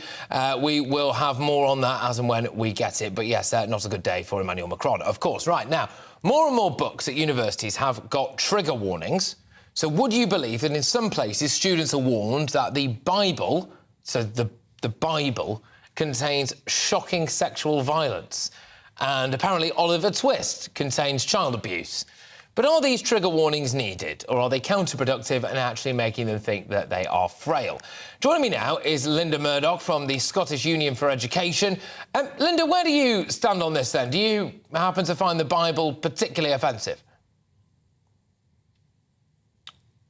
No. I'm against all trigger warnings because not only do they indicate that universities have moved away from their great purpose, which was the transmission of knowledge, but they tell students that we adults think that they're too frail to deal with uncomfortable or even ideas that they don't agree with. So, they're completely, they're completely wrong, and universities should really be ashamed of themselves and stop promoting them and stop using them. I've got a theory that things like trigger warnings and mollycoddling children at schools, this is before, by the way, we've got started on some of the other stuff that appears to be going on in schools these days, it's actually going to lead to more mental health issues with children because it just does not prepare them for the real world whatsoever. If you've got trigger warnings on books, including Oliver Twist, I mean, good grief, when they go into the workplace in certain sectors of our economy, I mean, what on earth is going to happen to them? They're just going to have total breakdowns, aren't they?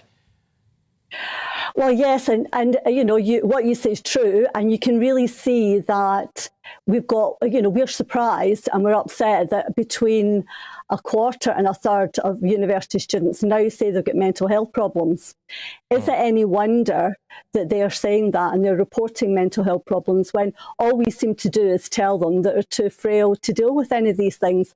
Now, it's important that I think parents and others out there understand that universities are now are now shaped by a whole university policy on student mental health and well-being.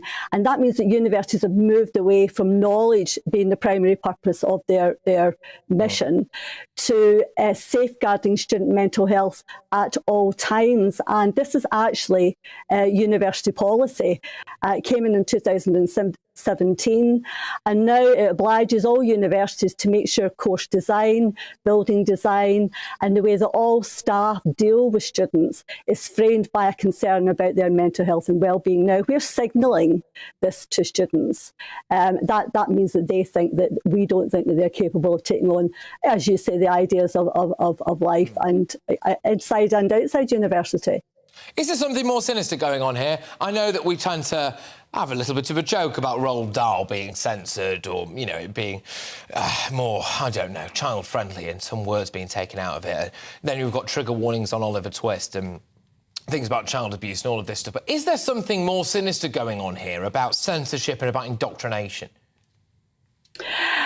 Well, it's interesting you say that, because the Scottish Union for Education, which I'm one of the members of, are really concerned to put knowledge back at the centre of the curriculum, because the curriculum's moved away from that to concern about student feelings or pupil feelings, and now to concern about social justice. So what we've got now here is our education institutions have been captured by social justice. So now it's not only about feelings, but it's about ensuring that our children's sexuality is safeguarded. And, you know, parents in Scotland are beginning to say, well, this enough is enough. We need to see the kind of adult sexual education that's being communicated to our children. You know, sorry, but isn't it bizarre? Sorry to cut across you there, we've only got a couple of minutes left. Isn't it bizarre that arguably the same people who think that there should be trigger warnings on the Bible think that it's OK to have drag queens in primary schools? I don't know. I'm not trying to say there's some kind of conspiracy theory out there, but I am trying to say that the ideas that are being taught in teacher training schools and the ideas that are being taught to our teachers are of those of social justice. If you look at the General Teaching Council in Scotland, they require head teachers to be concerned not with the education per se, but with social justice. It is mentioned so many times in the document they've got to sign off whenever they become head teachers. So we are looking here at the capture by, what people call woke, but it's not just woke. Our elites are pushing these ideas as well. So it's not like it's like a conspiracy theory. It is much wider than that, and we need to get parents. We want parents and educators together to begin to question this indoctrination and get involved in the Scottish Union for Education to do so. But there comes a lot of pressure on parents, doesn't there? And you don't want to be taking off the old dinner party circuit or the carpool circuit or whatever for being that bigoted couple who've raised a kid that doesn't believe in whatever else. But look, Linda, thank you very much. Thank you, Linda Murdoch there from the Scottish Union for Education, just railing against trigger warnings of a variety of different books, which includes the Bible and Oliver Twist. It's never ending, isn't it? Very quickly, let's get to a strange story that caught my eye today. Loads of you have been getting in touch on this, actually. I raised it earlier on. A theatre in London has brought in what it calls gender-inclusive loos, but there are 5 urinals and 1 cubicle, OK? So it's in the lyric Hammersmith. It's been accused of leaving women feeling uncomfortable. Now, I can understand that, ladies, because you don't want to be queuing up for the loo while a load of men are urinating next to you. But just for 1 second, hear me out on this. Can you spare a thought for the poor blokes here? I don't want to go to the toilet while a woman stands behind me and observes. I don't need that in my life. OK, so anyway, would you use that loo? I'll go to your emails very shortly, gbviews@gbnews.uk. And, of course, it's all kicking off in France. Violent protests across the country mean the King and Queen Consort's state visit has been postponed. I am Patrick Christys. Make sure you stay tuned. Get your views coming in, gbviews@gbnews.uk. This is GB News.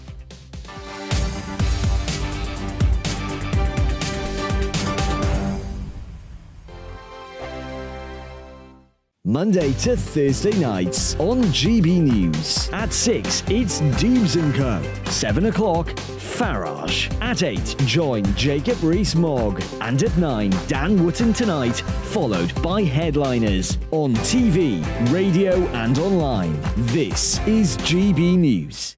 First and foremost, I am a GB News fan, and I was before I was working here. Just love the fact that we're asking the questions that a lot of establishment media won't ask. With a bit of a twist, we not only want to inform you, but we want to keep you entertained. It's worth the drive because you get in and the team's all ready and waiting, they're itching to go, and it's a proper little family. GB News is the people's channel. It's the audience that makes the programme sing. We're giving our viewers and our listeners a voice. I see the thousands of your letters, tweets, emails, you name it, coming in. Britain is broken. How on earth did we get into this mess? But more importantly, how do we get out of it? The establishment had their chance. Now we're here to represent you. It's time for something different. It's time for GB News. I'm very patriotic. I believe in Britain. Our best days lie ahead. Britain's watching. Britain's watching. Join us here on GB News. The People's Channel. Britain's news channel.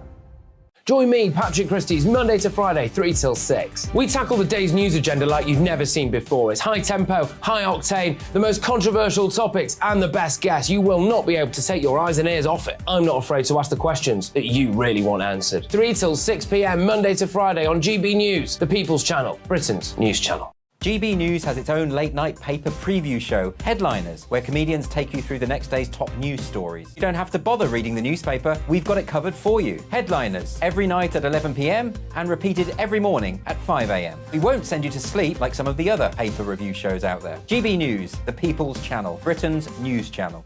Join me, Camilla Tominey, on Sunday mornings from 9:30, taking the politicians to task and breaking out of SW1 to see how their decisions are affecting you across the UK. Bursting the Westminster bubble every Sunday morning, only on GB News, the People's Channel. Britain's watching. I'm Michael Portillo. Join me on GB News on a Sunday morning for topical discussion, debate, arts and culture, and sometimes even ethical dilemmas. I don't always agree with you, Michael. Michael Portillo, Sundays on GB News, the People's Channel, Britain's news channel.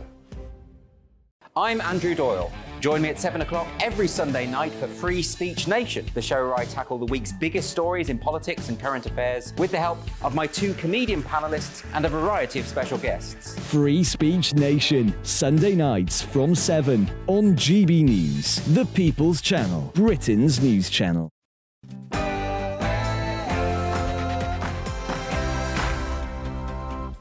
Good evening, everybody. It's Patrick Christys here on GB News with you for the next hour. And what an hour I've got lined up to jettison you into your Friday evening. So here's what's on the menu. It's kicked right off in France, and the King and the Queen Consort have been told, no, their state visit has been postponed. And in fact, I've got a little bit of footage for you as well, I believe, of a town hall in Bordeaux being set on fire by protesters. Hundreds arrested, hundreds of police injured. It is really bordering on a state of anarchy in France at the minute. I'll bring you up to date on all of that. But closer to home, thugs allowed to stay in the UK. The list of people is continuing to grow who were blocked from deportation by letters signed by Labour MPs as well as lovey celebs, and they've gone on to commit heinous crimes in this country. We'll talk about all of that. And in other news as well, a load of woke lawyers. We just heard from Eddie from Just Stop Oil earlier. I would recommend you watching that interview back. But yeah, a load of woke lawyers and eco-friendly lawyers are saying they're not going to prosecute groups like Just Stop Oil and Extinction Rebellion. They're also not going to defend oil groups, etc., which I think is driving a coach and horses through our legal profession, is it not? Let us know what you think about all of that. I've got loads of this coming your way and much, much more. Stay tuned.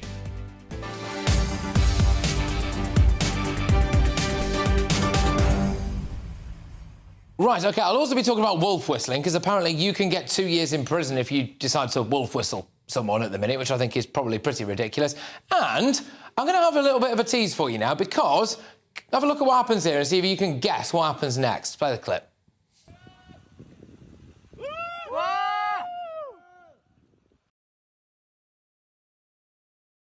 What could possibly have happened next, people? OK, get your ideas coming in, gbviews at gbnews.uk, as well as, of course, all of your views on any of those hot topics that I've just sent your way. Right now, though, it's your headlines with Tatiana.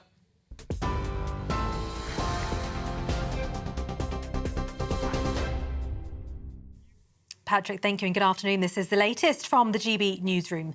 The first state visit of King Charles to France has been postponed because of protests across the country.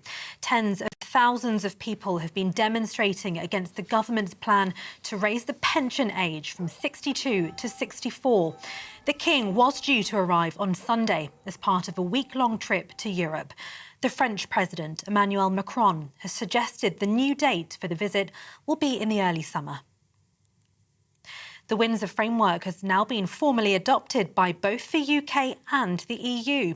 The Foreign Secretary and European Commission chaired a meeting earlier to sign off the post-Brexit trade agreement. That's after MPs voted in favour of the Stormont break, despite continued opposition from the DUP. James Cleverly told Maros Sefcovic he's grateful for his help. This is not the corporate thanks of the British government, this is the personal thanks of me, James Cleverly, to you, Maros Sefcovic, for the commitment that you have put in, and of course the work that has been done by your wider team in getting us to what is a really good place that we are genuinely grateful. And I want to appreciate and pay respect to each and every one of you around the table, because you've been working tirelessly and in the spirit of what is possible and what we can do. While the people and businesses in Northern Ireland will now benefit from lasting certainty and predictability, the EU and UK can, and I'm convinced will, exploit the full potential of the trade and cooperation agreement. The Prime Minister has stressed the importance of upholding democratic values at a meeting with his Israeli counterpart. Benjamin Netanyahu is in London as thousands rally in Israel and here against a law that's been approved by his right-wing coalition. Critics say it's designed to shield him from his corruption trial. Rishi Sunak also called for a de-escalation of tensions in the West Bank. Outside Downing Street, demonstrators described Netanyahu's controversial reforms as unacceptable. We find it utterly unacceptable. Israel does not have checks and balances like the US. It does not have another chamber of parliament like Britain. It is just about one parliament.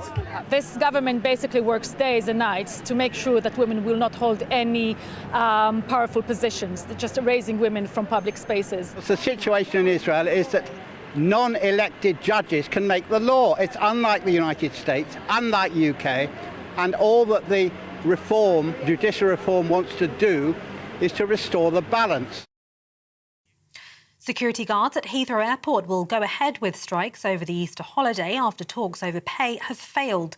The airport says it has contingency plans in place to deal with the 10-day walkout by Unite members and keep it running as normal.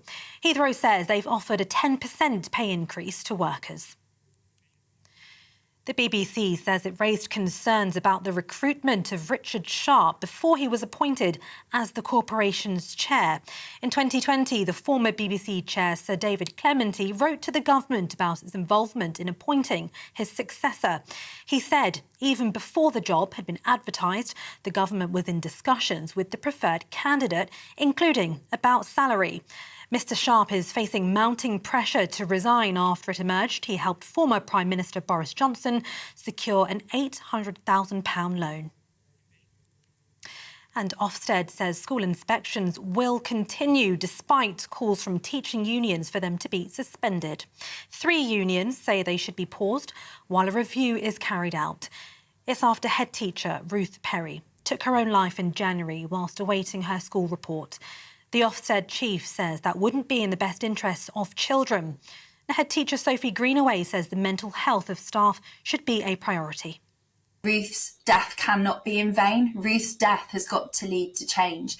It can't just be that Ofsted say, oh, we'll have a think about the single word judgment, or that might be a good idea. That's brilliant. Yes, we would love conversations about that. That needs to happen. But that can't be the only thing. And sympathy for the family is not the only thing. They want change, and so do we.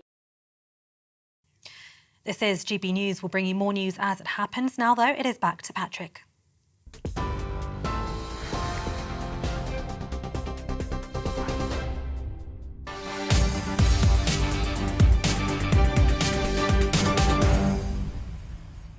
OK, welcome aboard, everybody. There's only one place to start this particular hour, and that is the decision to postpone the King and Queen Consort's state visit to France. mainly because of the massive riots and fires.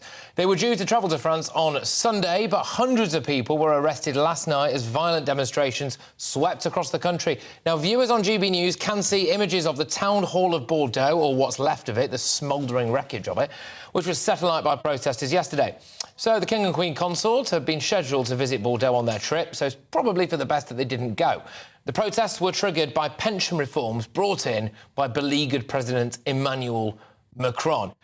Tear gas was used in Paris yesterday. Hundreds of people have been injured, hundreds of people have been arrested, hundreds of police officers have been hurt. And according to some reports, around 3.5 million people marched in France yesterday alone. Hopefully, a little bit later this hour, we will take live images from whatever has kicked off this evening in Paris, which no doubt promises to be lit up yet again. I'm going to go to Cameron Walker, who is our royal reporter, who's in the studio with me right now.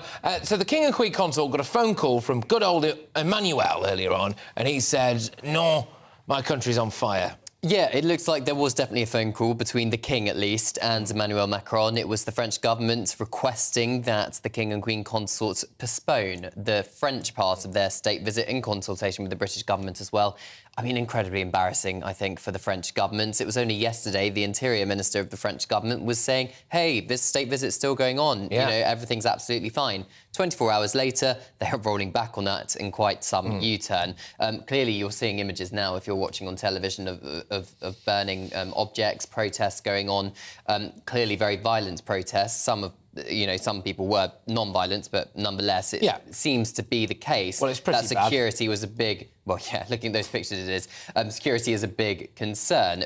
Security experts have been saying over the last few hours that this would have been on advice of the French police and the French security services to postpone the visits because perhaps they could not guarantee the King and Queen consort's safety. I'm sure King Charles would very much want to, persevere and keep going. He likes getting up close and personal with the crowds, however, and therefore perhaps it was seen that that was too much of a risk. Yeah, I mean, he hasn't seemed to mind, has he? On numerous occasions now, some protesters have tried to turn him into an omelette at some point by lobbing a load of eggs at him, and he's just gone back on the horse, hasn't he, and gone out again the next day, and that's been all right. But I suppose this may be a bridge too far. But, yeah, it did come from the French, didn't it? It did. It wasn't the Buckingham Palace decision, although perhaps it's a blessing in disguise, because clearly if all these protests were going on, it very much would have overshadowed the whole meaning of the tour, which was building relations with France and Germany at the first foreign visit of King Charles as the head of state of the United Kingdom. It is interesting, yeah, because you said it. So he is going to still go to Germany, because as far as we're aware, Germany is now not on fire. Yeah, Germany is not on fire. There are no protests, as we know,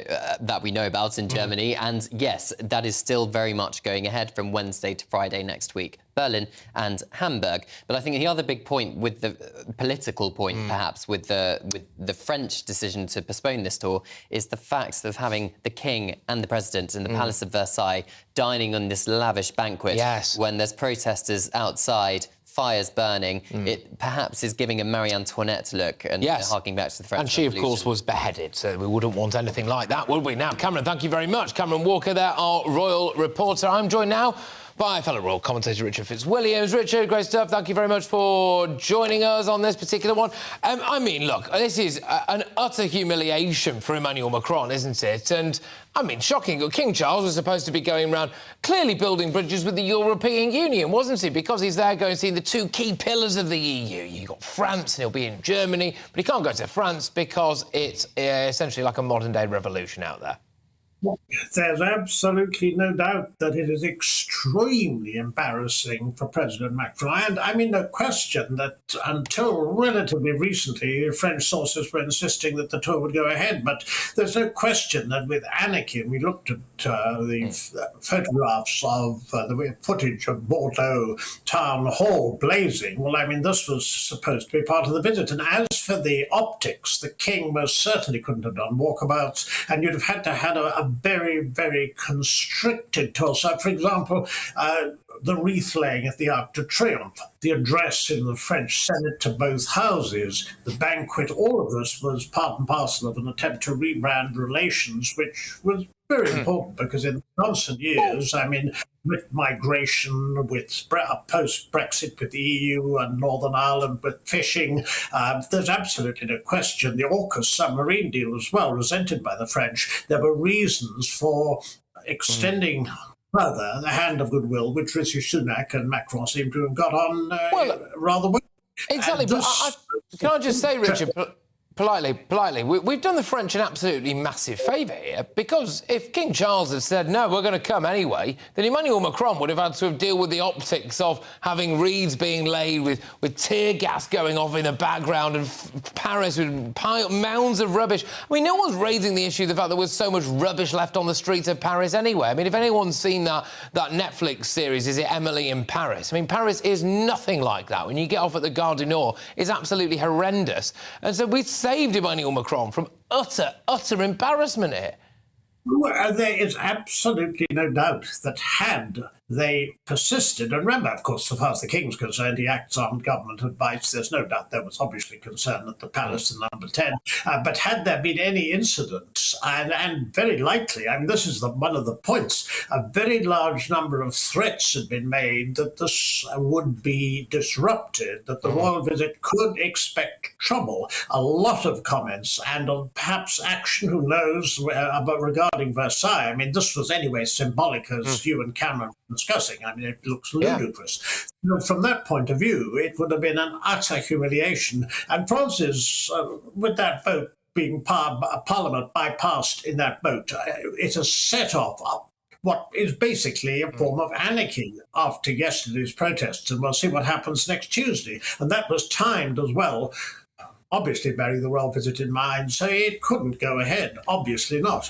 No, it couldn't. Look, Richard, thank you very much, as ever. Richard Fitzwilliams there, who is a royal commentator. Let's go to Paris now and speak to journalist Peter Allen. Peter, I hope you're keeping well and safe. And yes, OK, none of those books behind you are on fire. Doesn't appear to be any rubbish anywhere, or you choking on tear gas. But one of the key issues at play here was the fact that clearly the French security services did not feel absolutely comfortable that they would be able to keep King Charles and Queen Consort Camilla safe amid threats, really, that they could be used, couldn't they, and targeted to further the protesters' own ambitions. Your views on that? That's concerning for Brits, I think, isn't it? Yeah, well, I've been out on these demonstrations the last 8 nights, believe it or not, since Emmanuel Macron pushed through this retirement legislation without the say-so of the National Assembly, which is the equivalent of the House of Commons over here. And the riots have been absolutely extraordinary. Policemen getting beaten up, shop windows being smashed, paving stones being torn up so they can throw them at the police. Rubbish is absolutely everywhere, and that's been burnt. There were 146 arson attacks in central Paris last night alone. And this isn't just the outskirts, this isn't the sort of housing estates on the miles away from the centre. This is the heart of tourist Paris. You're seeing Bordeaux there in those pictures. That was where Charles and Camilla were meant to be visiting on Tuesday. And there's absolutely no doubt they would not have been safe. King Charles is renowned for wanting to shake hands with people and mix with people and not be aloof. That would be impossible for him to do. It's absolutely the right decision for security reasons alone, Patrick. Can I just say, you know, if this was taking place in central London or Manchester or Liverpool or whatever, there would be people left, right, saying, oh, look at the state of Brexit Britain. What a horrible little cesspit we've become. And this is happening in France now, and this was supposed to be a tour that was going to try to bolster, yes, English and French relations, but also relations with the EU. I mean, he's going to France and he's going to Germany, King Charles, isn't he? And they are, of course, 2 big EU pillars, right? And so this is a pretty bad look for Emmanuel Macron and potentially the European Union as a whole, isn't it? It's a terrible look, of course it is. I have to say there's nothing particularly new in it. Rioting has been going on in the French Republic since its foundation, the most famous revolution in the world, 1789. Since then, there have been scores of revolutions and riots, and not just against Emmanuel Macron in recent years, but all his predecessors suffered them. Remember the Gilets jaunes, Patrick, the yellow vests, they were out every Saturday. Rioting literally became institutionalized from 2018. You go out on a Saturday, instead of doing your shopping, you go and watch a riot on the Champs-Élysées. The Arc de Triomphe was on fire, museums were on fire, banks were being smashed up. Sounds like my Saturday night. Yes, fantastic. Well, there we go. Well, Peter, can I just very quickly, finally, if that's right, you've obviously been out there. And you've been witnessing these events for the last 8 or so nights. One would imagine it's going to carry on again this evening. Doesn't look as though there's any sign of it stopping. I mean, is Emmanuel Macron toast here or not? Not at all. The French president is almost indestructible. The institution of the president is so safeguarded against problems like this. His Prime Minister, Elizabeth Bourne, she could well be sacked very, very soon. He goes through them like pairs of socks. I mean, that happens all the time. But the president, he's got 4 years left. He has to finish then because he's had 2 terms. But Emmanuel Macron's going to be all right. Yeah, good stuff. Look, thank you. I'm loving the imagery there of the Prime Minister. There we go. Right, look, thank you very much, Peter. Always a pleasure. And take care if you're out and about again tonight reporting on it. Peter Allen there, who's in Paris. He's a journalist. He's covering all the protests and the riots that's taking place. That was our top story. That, of course, yes, the visits of King Charles and Queen Consort Camilla is off-ski because Emmanuel Macron has basically said, look, I'm terrified that you might be attacked and it's not safe. Anyway, over the next few days, ministers will be considering a big change to the government's new migration bill. There's a final vote on Monday. We all know the drill by now. It's the illegal migration bill. It's looking to help secure our borders.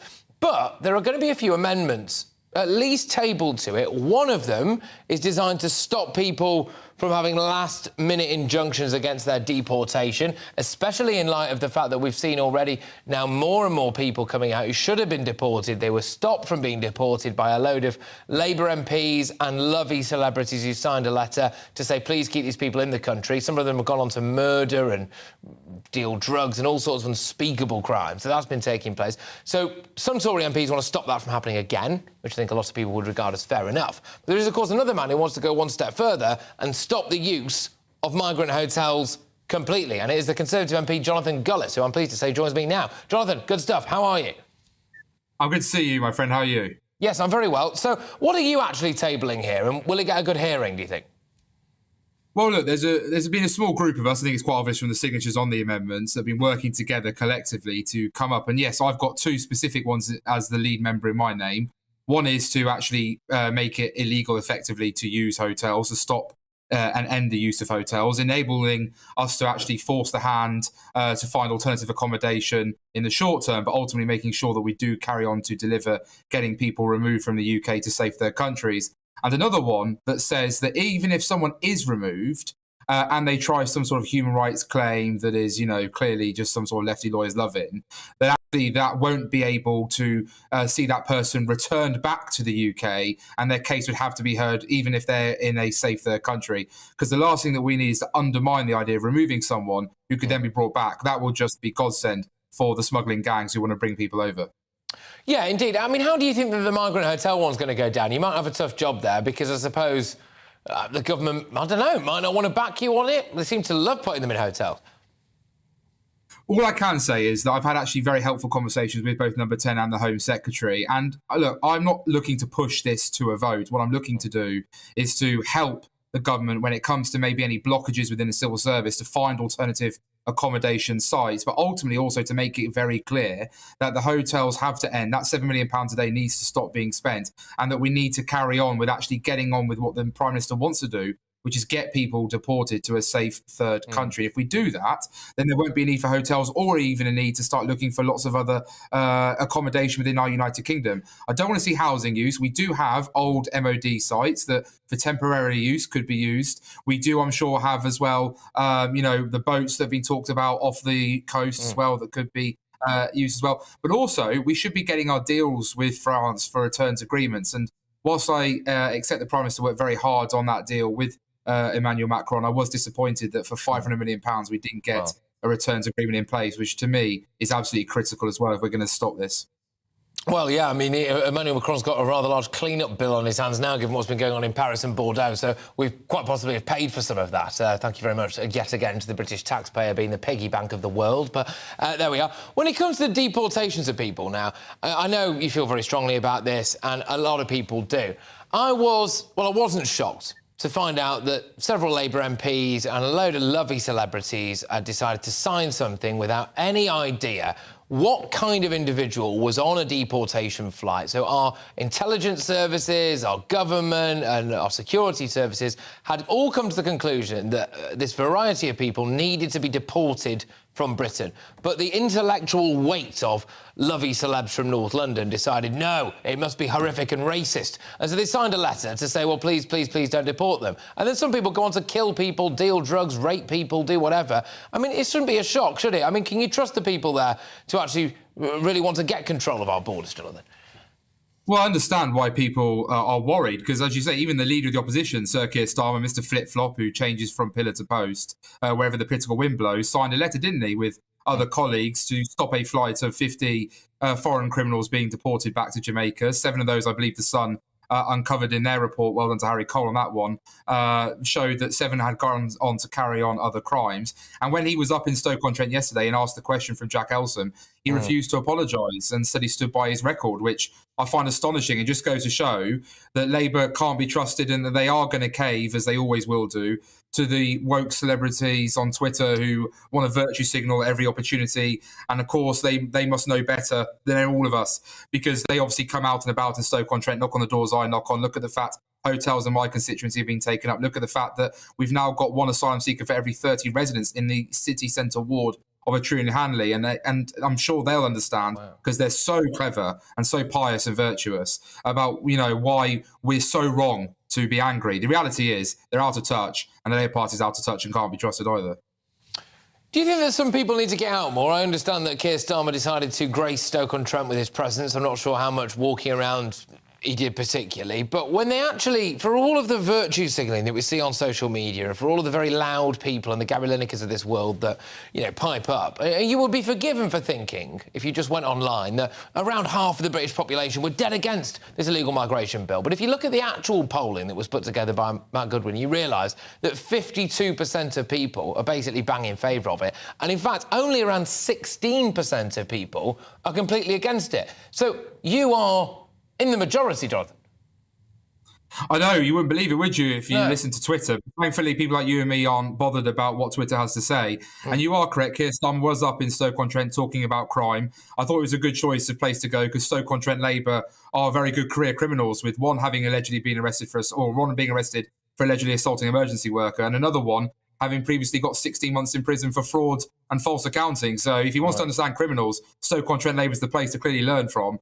But all I can say is that, you know, at the end of the day, we've got a Labour Party that simply doesn't care about this issue, doesn't even mention it in its 5 missions, wants to pretend it's tough, will try and talk tough, but their plan is simple, just simply to keep processing people, without even saying that they would cap the amount of people who are coming in, and without even saying that they would bring down the current 7 in 10 acceptance rate, which is utterly appalling, and they would have safe and legal routes without any understanding of what that actually means, which is essentially gateways from around the world to have millions potentially of people applied to come to this country, overwhelm the system even further. So I just think Labour, I'm more than happy to come out with them. They can bring their minibus up or bring the bus up, whatever they want to do. I'll take them out and about across Stoke-on-Trent, North Kidsgrove and Talk, and they will see why this is definitely, after the cost of living, one of the top issues in my in-tray, and they'll certainly understand if they want to have any hope of chance of winning in this great area of Stoke-on-Trent, North Kidsgrove and Talk, they better get serious and better get a plan. But I'm grateful that the Prime Minister and the Home Secretary do have one, and all I want to do is help them deliver it.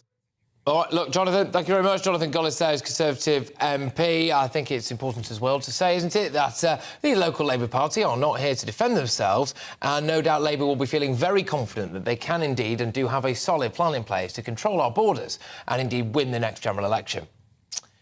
World Athletics has banned transgender athletes from competing in female events. Is that the right decision? Do you think it's taken far too long? Have we had essentially grown men competing at the top end of women's sports for far too long already? I'm Patrick Christys, and this is GB News. Oh, also, wolf whistling. Yes, you can get 2 years in prison if you're wolf whistle. Who'd have thought it? Stay tuned.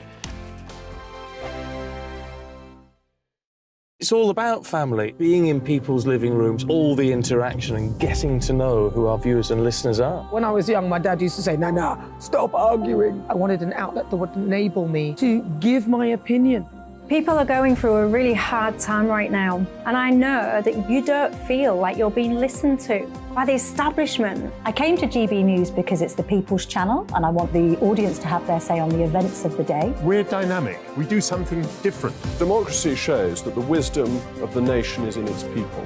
I get to travel to find out what the story is from a personal perspective. The British people aren't fools. We know when we're not being told the full story. We've got to work out how Britain moves forward from this. is the best country in the world. The establishment had their chance. Now we're here to represent your views. Britain's watching. Britain's watching. Britain's watching. We're proud to be GB News, The People's Channel. Britain's news channel.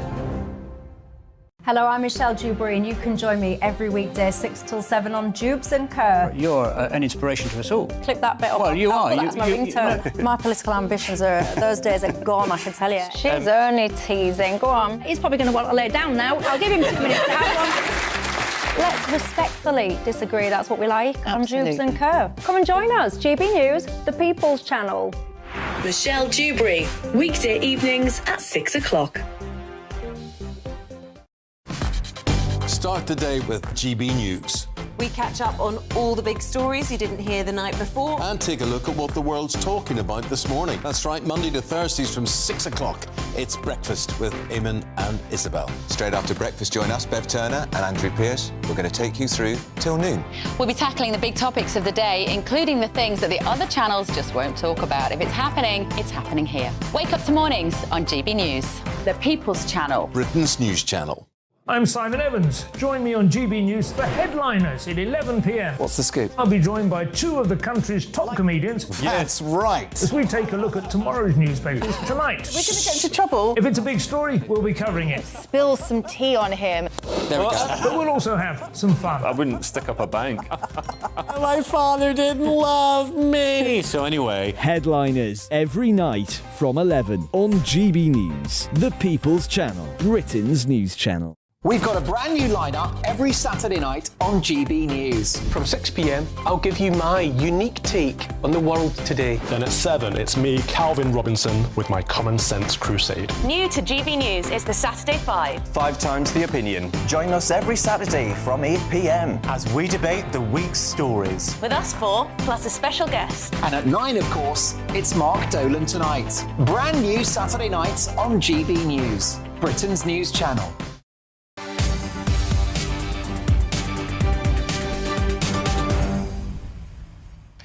A reminder of our top story today, and the King's state visit to France has been postponed because of violent protests across the country. You are not indeed looking at a war zone there. That is just Paris. Right, World Athletics has decided to exclude trans women from being able to compete in female categories. So Lord Coe, who is the governing body's president, said no transgender athlete who had gone through male puberty would be allowed in female world ranking competitions. Under previous rules, trans women had to reduce the amount of testosterone in their blood to a certain level for 12 months before being allowed to compete. These are farcical scenes like Laurel Hubbard, the New Zealand weightlifter, who turned up frankly, looking like she was in worse shape than me, actually, being allowed to compete in the weightlifting. There's been huge concerns about people who were born men, had lived their lives as men, had gone through life as a man, and in some cases as well, having, the requisite bits, being able to run in the 100 metres or swim alongside women, etc. Joining us now is Amelia Strickler, who is a shot putter and is a 2-time British champion. Fantastic stuff. Great to have you on the show. Thank you very much for joining us, Amelia, and congratulations on all of your fabulous achievements as well. Look, what do you make of this decision then? That what would you say? Trans athletes would be banned. What do you think about that?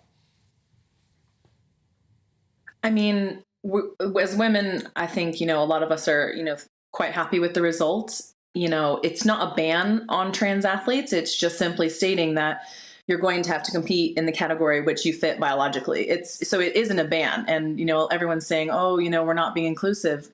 We are. Please participate in sport. Sport truly is for everyone, but you're just going to have to do it in the category with which you fit your biology. Did you find a lot of uncomfortable things happening for you, in a sense? Because I've got no doubt whatsoever that you've got nothing against any LGBT thing or any human being or whatever, right? But there is probably a question of fairness at the same time for you, and you train and you dedicate your life to something, and might not necessarily want someone who has some kind of biological advantage being allowed to take your gold medal away from you or something like that. How do you feel about it? 100%. This is not coming from a place of hate or anger at all. This is just coming from fairness and wanting to protect the women's category and keeping it fair for the hardworking women, dedicating hours, sweat, blood, tears, money. It's their passion. It's, a lot of us, it's our lives. And it would just be devastating if we, are continuing to let biological males into our sport. Because although it hasn't happened in, the elite level yet, it's only a matter of time. So to see World Athletics really say, you know what, no, we're going to stop this now. A lot of women I spoke to have, been like, this is excellent news. My daughters, my nieces, whoever, now have, a real chance, to stick with sport in their future. And I'm hoping, this will potentially help young girls stay in sport longer. I think you've made a really great point there, which is actually about the generations to come, isn't it? Because people now who maybe have young girls who are dead keen on going into sport, presumably until this ruling was made, were possibly looking at a future where they would also have to compete against people who were born male. And again, that doesn't necessarily seem that fair, Amelia. Yeah, 100%. Women are so much more than just a testosterone level. And, reducing that is still not going to take away those physiological advantages that biological males are born with. And, hopefully now, young girls that are keen on sport, are willing to stick with it, knowing that, they will just be competing against other, women and girls. Exactly, and as well, probably safety in the changing rooms, etc., and all of that. Look, Amelia, thank you very, very much, and great to meet you, and good luck with everything that you decide to do going forward as well. Amelia Strickler there, he's a shot putter and he's a two-time British champion. There we go. So, right, there's loads more still to come between now and 6 o'clock, and this is going to be a good one, I think. It's got a lot of you going in the inbox. More than 100 top lawyers have said that they are going to refuse to prosecute climate change activists. Serious question marks there, of course. And here's something to get you thinking. All right, I am now going to show GB News viewers a clip of a man doing a bungee jump, all right? But I want you to tell me what you think happened next.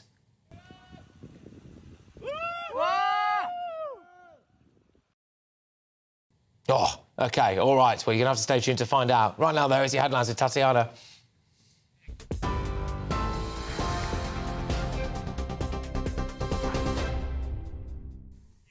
Patrick, thank you and good afternoon. This is the latest from the GB newsroom. The first state visit of King Charles to France has been postponed because of protests across the country. Tens of thousands of people have been demonstrating against the government's plan to raise the pension age from 62 to 64. The King was due to arrive on Sunday as part of a week-long trip to Europe. Emmanuel Macron has suggested the new date for the visit will be in the early summer. The Windsor framework has now been formally adopted by both the UK and the EU. The Foreign Secretary and European Commission chaired a meeting earlier to sign off the post-Brexit trade agreement. It's after MPs voted in favour of the storm break, despite continued opposition from the DUP. And the Prime Minister has stressed the importance of upholding democratic values at a meeting with his Israeli counterpart. Benjamin Netanyahu is in London as thousands rally in Israel and here against a law that's been approved by his right-wing coalition. Critics say it's designed to shield him from his corruption trial. Rishi Sunak also called for a de-escalation in tensions in the West Bank. And Ofsted says school inspections will continue. That's despite calls for them to be suspended. Unions representing teachers and head teachers want checks to be paused while a review is carried out. It's after head teacher Ruth Perry took her own life in January while waiting for a report which downgraded her school to the lowest possible rating. TV, online, DAB+ radio and on TuneIn. This is GB News. Now it's over to Patrick.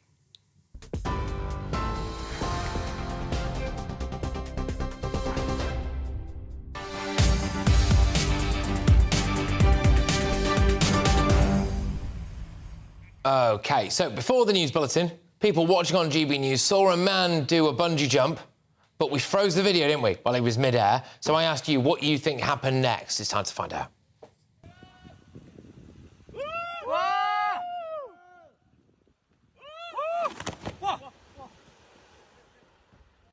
I've seen that like 15 times today, and it still gets me. That is the reason why I don't bungee jump, people. That is the reason why I don't bungee. He's fine, by the way, I should point out, probably should have let him with that. He's all right, OK. A few cuts and bruises, a couple of broken bones, but crucially, not dead. So there we go. Anyway, right, would you bungee jump? I certainly wouldn't, after seeing that. I don't know about you.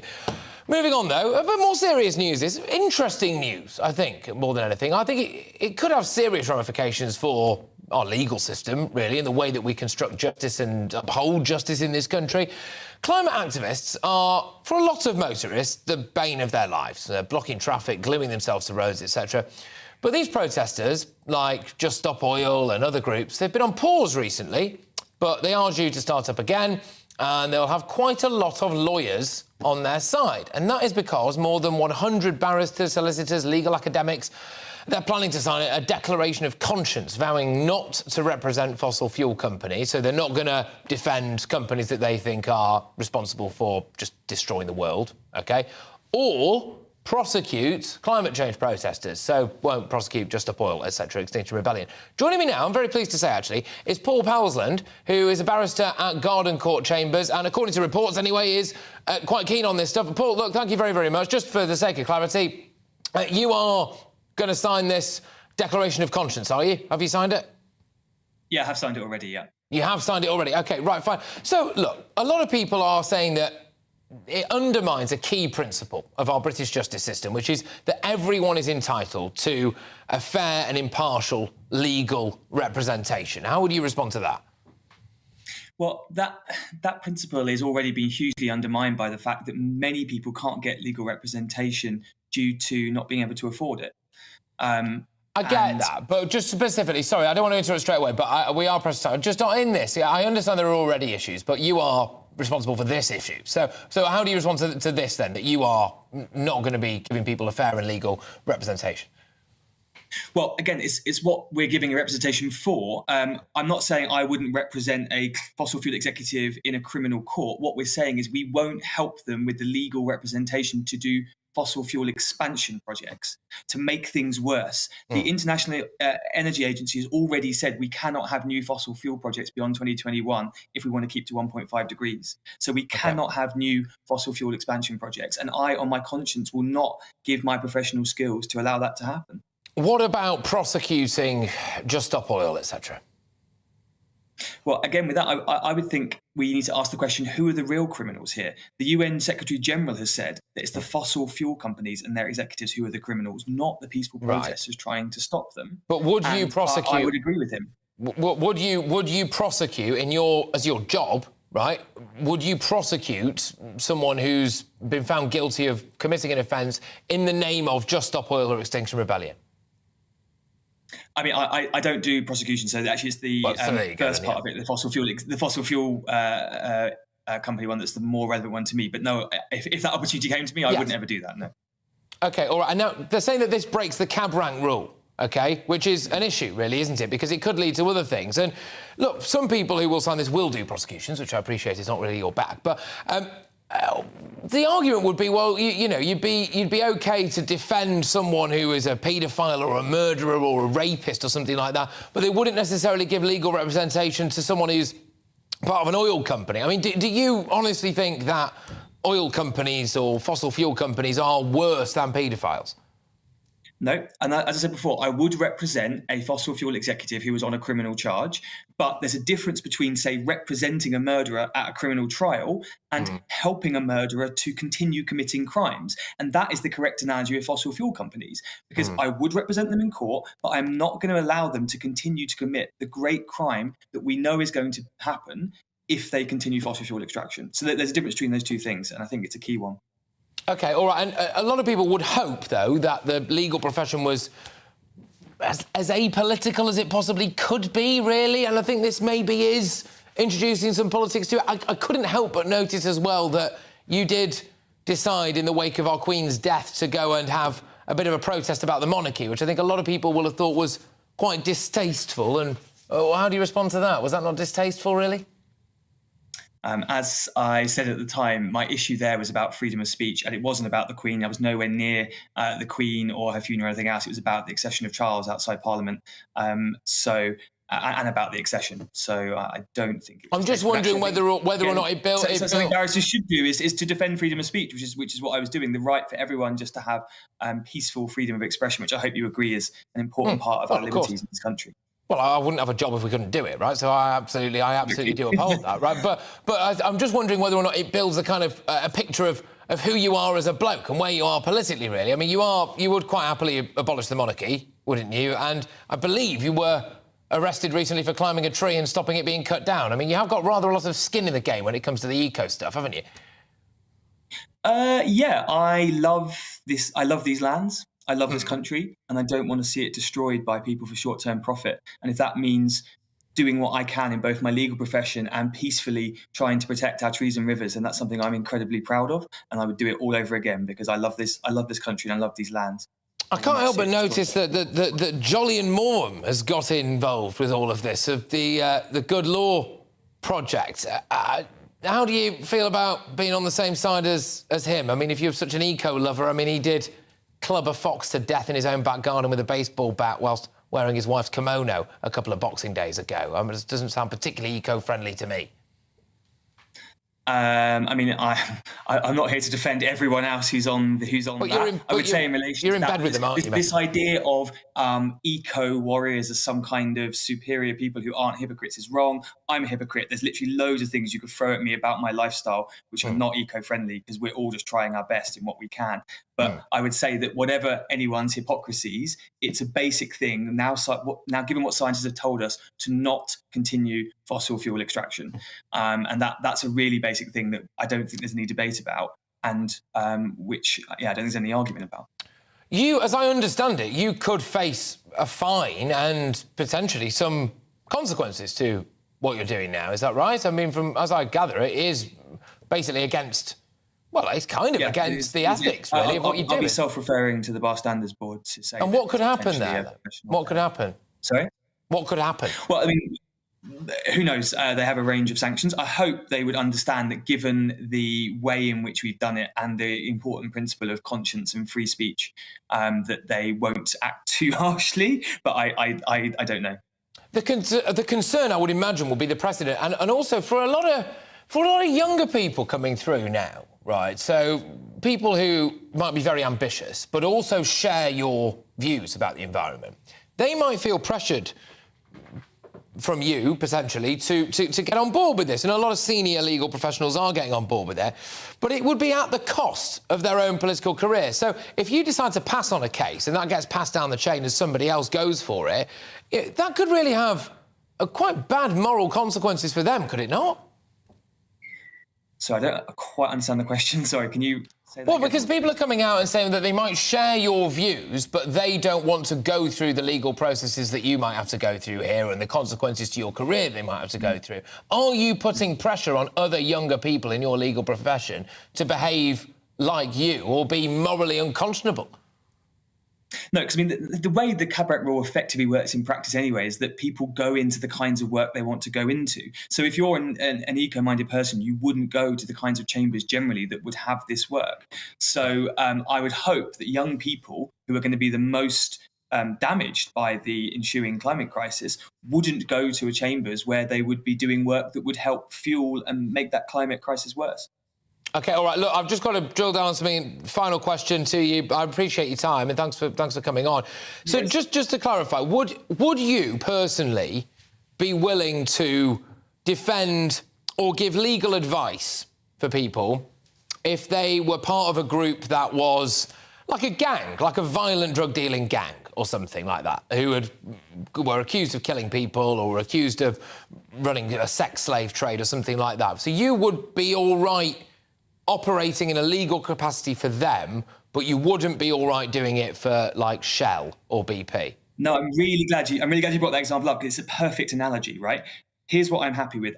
If that gang is brought to court and tried in front of a court of law, I would happily defend them. In the same way, I would happily defend a fossil fuel executive in a court of law, or say in an international tribunal for crimes against humanity, which might happen in a few years' time. But I will not tell the gang how they can continue to commit crimes. That's the simple difference. OK, well, fascinating stuff. Look, I've enjoyed our chat and I really appreciate you coming on and spending a lot of time, actually, talking to me on it. It is an interesting discussion topic and one that's clearly not going to go away anytime soon. And, I mean, I would wish you luck, but I imagine at some point I'll see you glued to a road in front of me and I won't be wishing you luck then. But take care anyway. I don't do the road gluing myself, and I have also enjoyed debate. As a barrister, I love a good... No, it's a good... look, it's fascinating. I mean, look, obviously I disagree with you, but it's nice to have the chat anyway. Look, you take care, all right? Thank you very much. OK, so there we go. Right, OK, well, look, ladies and gentlemen, what do you make of all of that? Get your views coming in. GBviews at gbnews.uk. It is a discussion that's not going to go away anytime soon, frankly, but that was Paul Powersland, who's a barrister at, well, the ironic name, Garden Court. Right, a new law, though, which punishes wolf whistling could be introduced, with offenders facing a possible jail sentence. I'm Patrick Christys, and this is GB News. I joined GB News because I was sick and tired of not hearing my views being represented, not just mine, but so many people that I knew and spoke to. I just couldn't get my voice out there. I couldn't say anything. I couldn't do anything. Whatever the narrative was, I kind of had to follow it. GB News is there to provide a voice for those who have been ignored by the establishment media. We think different things, we've got a different style. GB News is here to be optimistic and positive about the future. It's real kind of dynamic and flowing, with the audience very much at the heart of it, like a big family. Here at GB News, we talk about the things that matter to you. Hearing the voices from right across our towns and cities, especially our towns. All sides of the argument represented with a heavy dose of opinion. We're on a mission here to make a difference. And the GB News family really is here for you, and whatever time of day you can watch or listen. Britain's watching. Britain's watching. We're proud to be GB News. The People's Channel. Britain's news channel. Westminster is going around in ever-decreasing circles, followed by the media. Britain is broken. How on earth did we get into this mess? But more importantly, how do we get out of it? Join me at 7 p.m, Mondays to Thursdays on Farage, here on GB News. We will have open, rational debate. We've got to work out how Britain moves forward from this. Join us here on GB News, the People's Channel. Britain is watching. You've probably seen politicians interviewed 1,000 times, but we do it differently. We find out who they really are, we don't shout, we chat, and hopefully we bring a bit of light, not just heat. Did you know Kate Moss? Apparently. Do you have a pair of jeans or a pair of jeans? No, of course I don't. What would I do with them? My friends are like, oh my God, what's she doing now? Join me every Sunday at 6 for Gloria Meets, only on GB News, the People's Channel, Britain's news channel. I'm Jacob Rees-Mogg, the Member of Parliament for North East Somerset and a former government minister. For years, I've walked the corridors of power in both Westminster and the City of London. I campaigned in the largest democratic vote in our island story. I know this country has so much to be proud of. We need to have the arguments, the discussions on how we make it better. The wisdom of the nation is in its people. Vox Populi, Vox Dei. That's why I'm joining the People's Channel. Join me Monday to Thursday at 8 p.m. on GB News, Britain's news channel.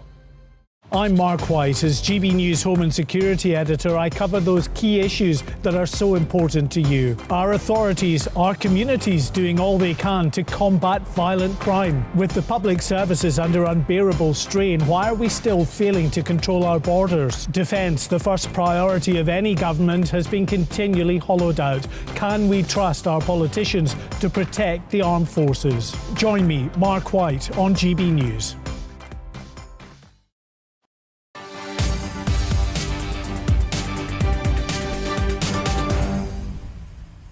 All right, a reminder of our top story today is our TV viewers will be able to see the King's state visit to France has been postponed because of violent protests across the country. But yeah, we'll bring you more on that as and when it kicks off again, inevitably later this evening. Moving on, wolf whistling could be made illegal. And you, yes, you, I know who you are, could face up to 2 years in prison if you're caught doing it under plans announced by Home Secretary Suella Braverman. But campaigners say there's a loophole in the proposals that would let offenders escape prosecution by claiming they thought their behaviour was welcome. So here we are. Joining me now is journalist Peter Lloyd. Peter, thank you very much. Have you ever wolf whistled anyone? No, I don't think I have. No? It took you a long time to answer that, my mate. I'll be honest with you. So, what do you think is offensive to wolf whistle, or what do you reckon to this? And 2 years in prison is a rather long time. Well, I mean, it's subjective, isn't it? But I have to say, this legislation is Orwellian. I mean, it's completely Orwellian, but it's not remotely surprising. This has been the direction of travel for a very long time, which is why I've been sounding the alarm about it for at least a decade. Feminism is not just about empowering women, supposedly. It's also about controlling men and criminalizing masculinity. So it's no surprise that this is where we are. It was always going to happen. And let me tell you, it's not going to end here. It's going to get much, much worse.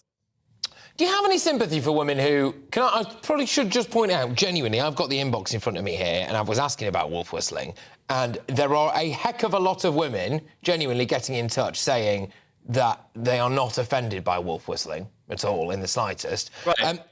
Yeah, I mean, why do you think that it is now such an offensive thing to wolf whistle at someone? I don't think it is. I actually don't think this legislation represents really the mood or the opinion of the nation. It certainly doesn't represent the majority of women's opinions. I mean, you know, it's... If anything else, I actually find it quite patronizing to women. If a woman gets unwanted attention on the street, she is more than capable of dealing with it herself. She does not need the police to come along and arrest someone and then for have that person to be sent to prison for up to 2 years, which is utterly ludicrous. So not only is this offensive to men, it's also really patronizing to women. OK, and look, do you think that, I suppose it is something that maybe could just make women more comfortable as they walk the streets, just to know that they are not going to be heckled from a scaffold or something like that, or do you not have any sympathy for that?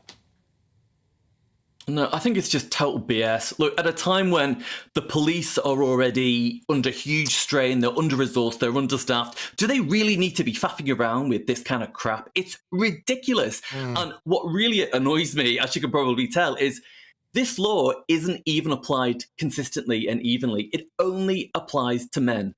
So women can go around wolf whistling at blokes.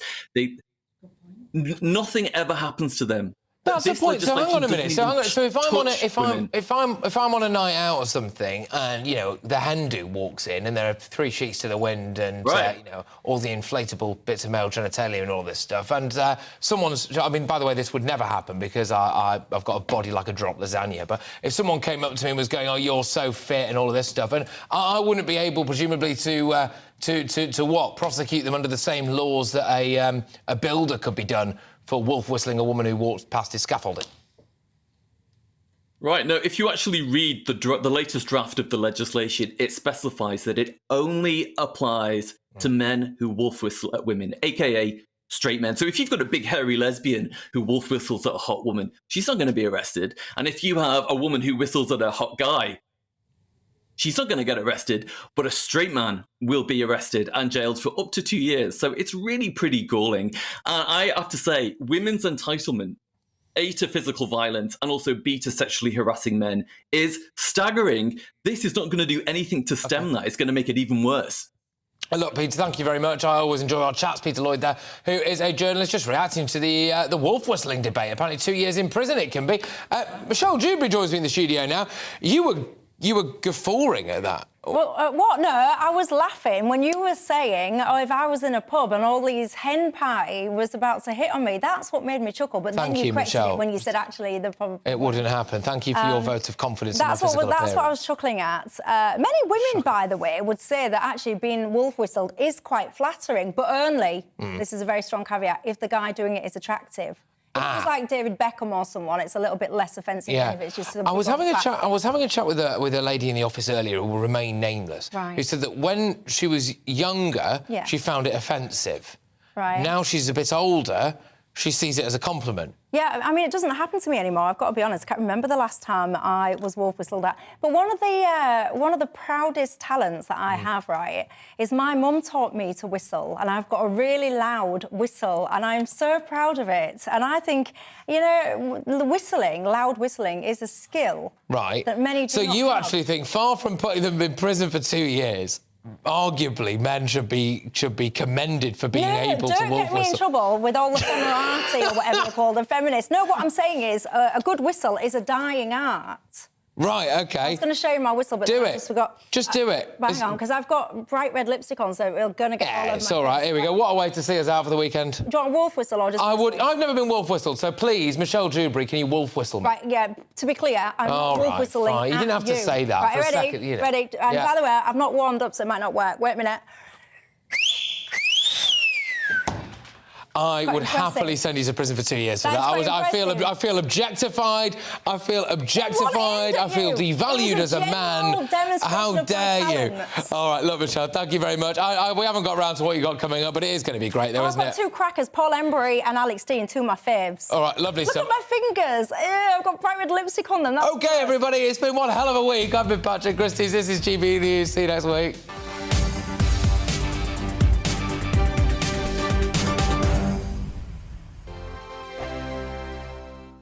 Monday to Thursday nights on GB News. At 6, it's Dubes & Co. 7 o'clock, Farage. At 8, join Jacob Rees-Mogg. And at 9, Dan Wootton Tonight, followed by Headliners. On TV, radio and online. This is GB News. First and foremost, I am a GB News fan, and I was before I was working here. Just love the fact that we're asking the questions that a lot of establishment media won't ask. With a bit of a twist, we not only want to inform you, but we